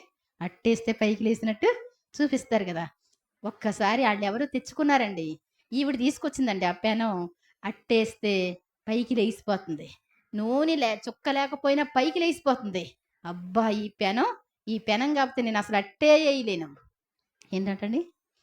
ఈ పెనం లేకపోతే అసలు అట్లే కష్టం. కాబట్టి ఈ పెనాన్ని ఇవ్వకుండా ఉంచుతాం. అసలోళ్ళు పట్టుకెళ్ళారనుకోండి, మళ్ళీ తెచ్చేద్ది ఈవిడ. ఏవండీ? ఆళ్ళు ఒక్క రోజు యేసుకుంటే ఇప్పుడు 10 రోజులు ఈవిడ దగ్గర ఉంటది. అదే టైప్‌లో వచ్చేసి వాళ్ళు మరలా సొంత ఊరికొచ్చేటప్పుడు సంచిలో పెడుతుందంటండి. ఏవండీ? అన్నీ సామాన్లు మూట కట్టినప్పుడు సంచిలో పెడతా ఉంటే, అదేంటది? ఆళ్ళది గదా! మాట్లాడకండి. ఏంది? మాట్లాడొద్దు. పెట్టేసింది. అదేంటది? ఆళ్ళ పెనం మనకెందుకు అనుకున్నాడు ఈయన. నా కష్టం ఈయనకేం తెలుసు అనుకుని ఆ పెనాన్ని ఇష్టపడింది. ఏవండీ? మూట కట్టి ఇంటికి తెచ్చారు. ఇంక అంతే ఆవిడకి నడుము పట్టేసింది. అప్పుడు కాడ నుంచి మంచంలో దేవల. 5 సంవత్సరాలు ఎలాగోనంటాడు. ఎన్ని సంవత్సరాలు? 5 సంవత్సరాలు. ఈ అయ్యగారు చేసి ఈయనకి ప్రాణం పోయినట్టయింది. అయ్యగారు వచ్చి ప్రార్థన చేశాక, మరి ఇలా చేశారండి అన్నారు. మరి యేసన్న గారు ఏం చేయాలంటారండి అంటే, ఇప్పుడు వాళ్ళు ఎక్కడున్నారో ఫోన్ నెంబర్లు ఉంటాయి 5 సంవత్సరాలకి. వెళ్ళండి, మళ్ళీ వెళ్ళండి. వెళ్ళి ఈ పెనం ఇచ్చేసి రండి. బాగుందండి? ఎవరి వస్తువు కూడా ఏం చేయొద్దు?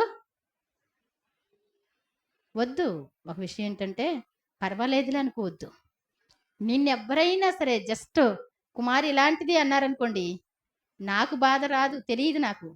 దేవుడికి బాధ వస్తుంది. నిన్నెవరైనా సనిగితే, గొణిగితే దేవుడికి బాధ వస్తుంది. అందుకే నువ్వు ఇష్టం వచ్చినట్టు ఉండొద్దు. నేర్చుకో. ప్రతి విషయంలో ఏం చేయాలి? నేర్చుకోవాలా వద్దా? ఏం చేయాలి మనం ఇప్పుడు? దీనంగా ఉండడం నేర్చుకుందాం. దేవుని మాట అంటే గౌరవార్థంగా ఉండడం నేర్చుకుందాం. ఎక్కడికి వెళ్ళినా రెబల్ అనేటువంటిది మనకొద్దు. మనం తగ్గించుకుందాం. మరి నిన్న మొన్న ఒక స్టేటస్లో పెట్టానండి. ఒక ఆవిడ మందిరం ఊడుస్తానికి వచ్చింది. అక్కడ మందిరంలో ఒక ఆయన ఉన్నారు. ఆ కుర్చీ అటు జరుపుతా, అమ్మా అక్కడుడు, కొంచెం ఇటుడు, కొంచెం అది క్లీన్ చేయి, అలా చెప్తా ఉన్నారు. ఆవిడ అలాగేనయ్యా అని చెప్పి చకచక నీట్గా ఊడ్చేసి బయలుదేరబోతే, ఇలా చెమట తుడుచుకొని బయలుదేరబోతే ఈయన అన్నారు, అమ్మా ఆటోకి ఏమన్నా డబ్బులు ఇమ్మంటావా? కారు ఉందండి. కారా? కారా? ఏమండి? మీరేమంటారు కదా, కారా? గబగబా బయటికి వెళ్ళి చూస్తే ఎవరన్నా ఉన్నారేమో ఎక్కించుకెళ్తారనుకుంటే ఈవిడే స్టార్ట్ చేసేసింది పెద్ద కారు. అమ్మా ఇంత కారు వేసుకొస్తే మీరెవరు ఇంతకి? విజిటింగ్ కార్డు తీసి చేతికిస్తే ఎవరంటండి?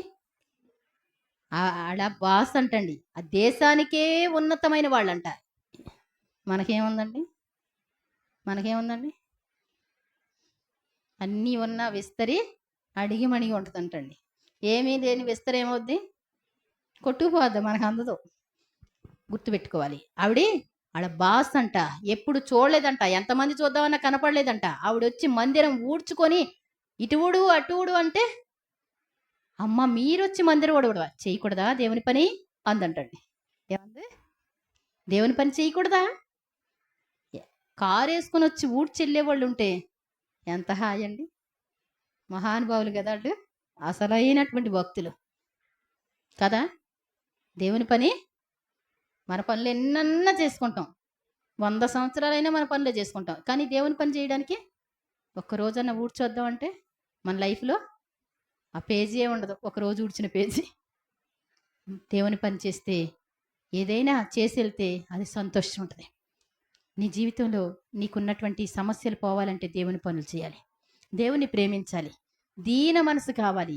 ఎంత ఉన్నతమైన స్థితి వచ్చినా, నీకెంత మంచి కారు వచ్చినా, నీకు 100 ఎకరాలు దేవుడిచ్చినా, నీకు 1000 ఎకరాలు దేవుడిచ్చినా, నువ్వు దీనంగా ఉంటే పరలోక రాజ్యానికి వెళ్తావు. ఒకవేళ ఏమీ లేకుండా గర్వంగా ఉంటే, గర్విష్ఠులకి దేవుని రాజ్యంలో చోట్లేదు. మనం దీనంగా ఉందాం. నీ కష్టం ఉంటే ప్రార్థన చేయి, శ్రమ ఉంటే ప్రార్థన చేయి. ఈ రోజు నుంచి అలా నేర్చుకుందాం. దేవుడు తన పరిశుద్ధ వాక్యాన్ని దీవించునుగాక. మరలా వారాల్లో కొన్ని మాటలు మనం ముందుకెళ్దామండి. ఈ 2 మాటలు నేర్చుకుందాం. మా తాతయ్య గారు అనేవారు, ఒక్క మాట నేర్చుకోండి అనేవారు ఆయన. ఏమనేవారు? వాక్యం చెప్పి అలా ఎంతసేపు వివరణ ఇచ్చేవారు కదా ఆయన. చాలా సింపుల్గా అనమాట. కోపపడొద్దు, మీ ఆయనన్నా మీ ఆవిడన్నా కోపపడొద్దు, అంతేనా? ప్రార్థన చేయండి అనేవాడు ఆయన. ఏమనేవాడు? కోపం రాకూడదు నీకు, అంతే, ప్రార్థన చెయ్యి అనేవాడు, అంతే. మోకరించండి అందరూ, ఏమండి, అంతేనా? ఒక్క మాట నేర్చుకోండి ముందు అనేవాడు అనమాట. కాబట్టి ఏంటంటే ఈ 2 మాటలు, ఏ మాటలు? దీనత్వం, ఏమండి, ఏ కష్టం వచ్చినా దేవుని సన్నిధిలో ప్రార్థన చేయడం నేర్చుకుందాం. అప్పుడు ఏమైపోతాం? సంతోషంగా ఉంటాం, ఎదుగుతాం. దేవుడు తన పరిశుద్ధ వాక్యాన్ని దీవించనుగా. చిన్న ప్రార్థన చేసి ముగిస్తాను. పరిశుద్ధుడైన పరమ తండ్రి, మీ ఘనమైన నామానికి వందనాలు. అందరం మోకరించి ప్రార్థన చేద్దాం. ప్రభువా మీకు వందనాలు, మమ్మల్ని క్షమించండి యేసయ్యా. నాయన, ఆత్మ విషయమే దీనులైన వారు ధన్యులు, పరలోక రాజ్యం వారిది అన్నారు. పరలోక రాజ్యం ఎవరిది అంటే ప్రతి విషయంలో కూడా దీనత్వం కావాలి. దేవుడు మాట అంటే గడగడ వణకాలి.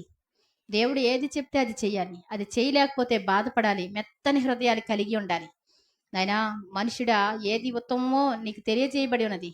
దేవుని ఎదుట నాయనా నీతిగా ప్రవర్తించడం, న్యాయంగా ప్రవర్తించడం, కనికరంతో ఉండడం, దేవుని ఎదుట దీన మనసు కలిగి జీవించడమే కదా నిన్ను అడుగుచున్నాడు దేవుడు అన్నారు. నాయనా, మరి నిజంగా మేము దీన మనసు కలిగి ఉండడానికి సహాయం చేయండి.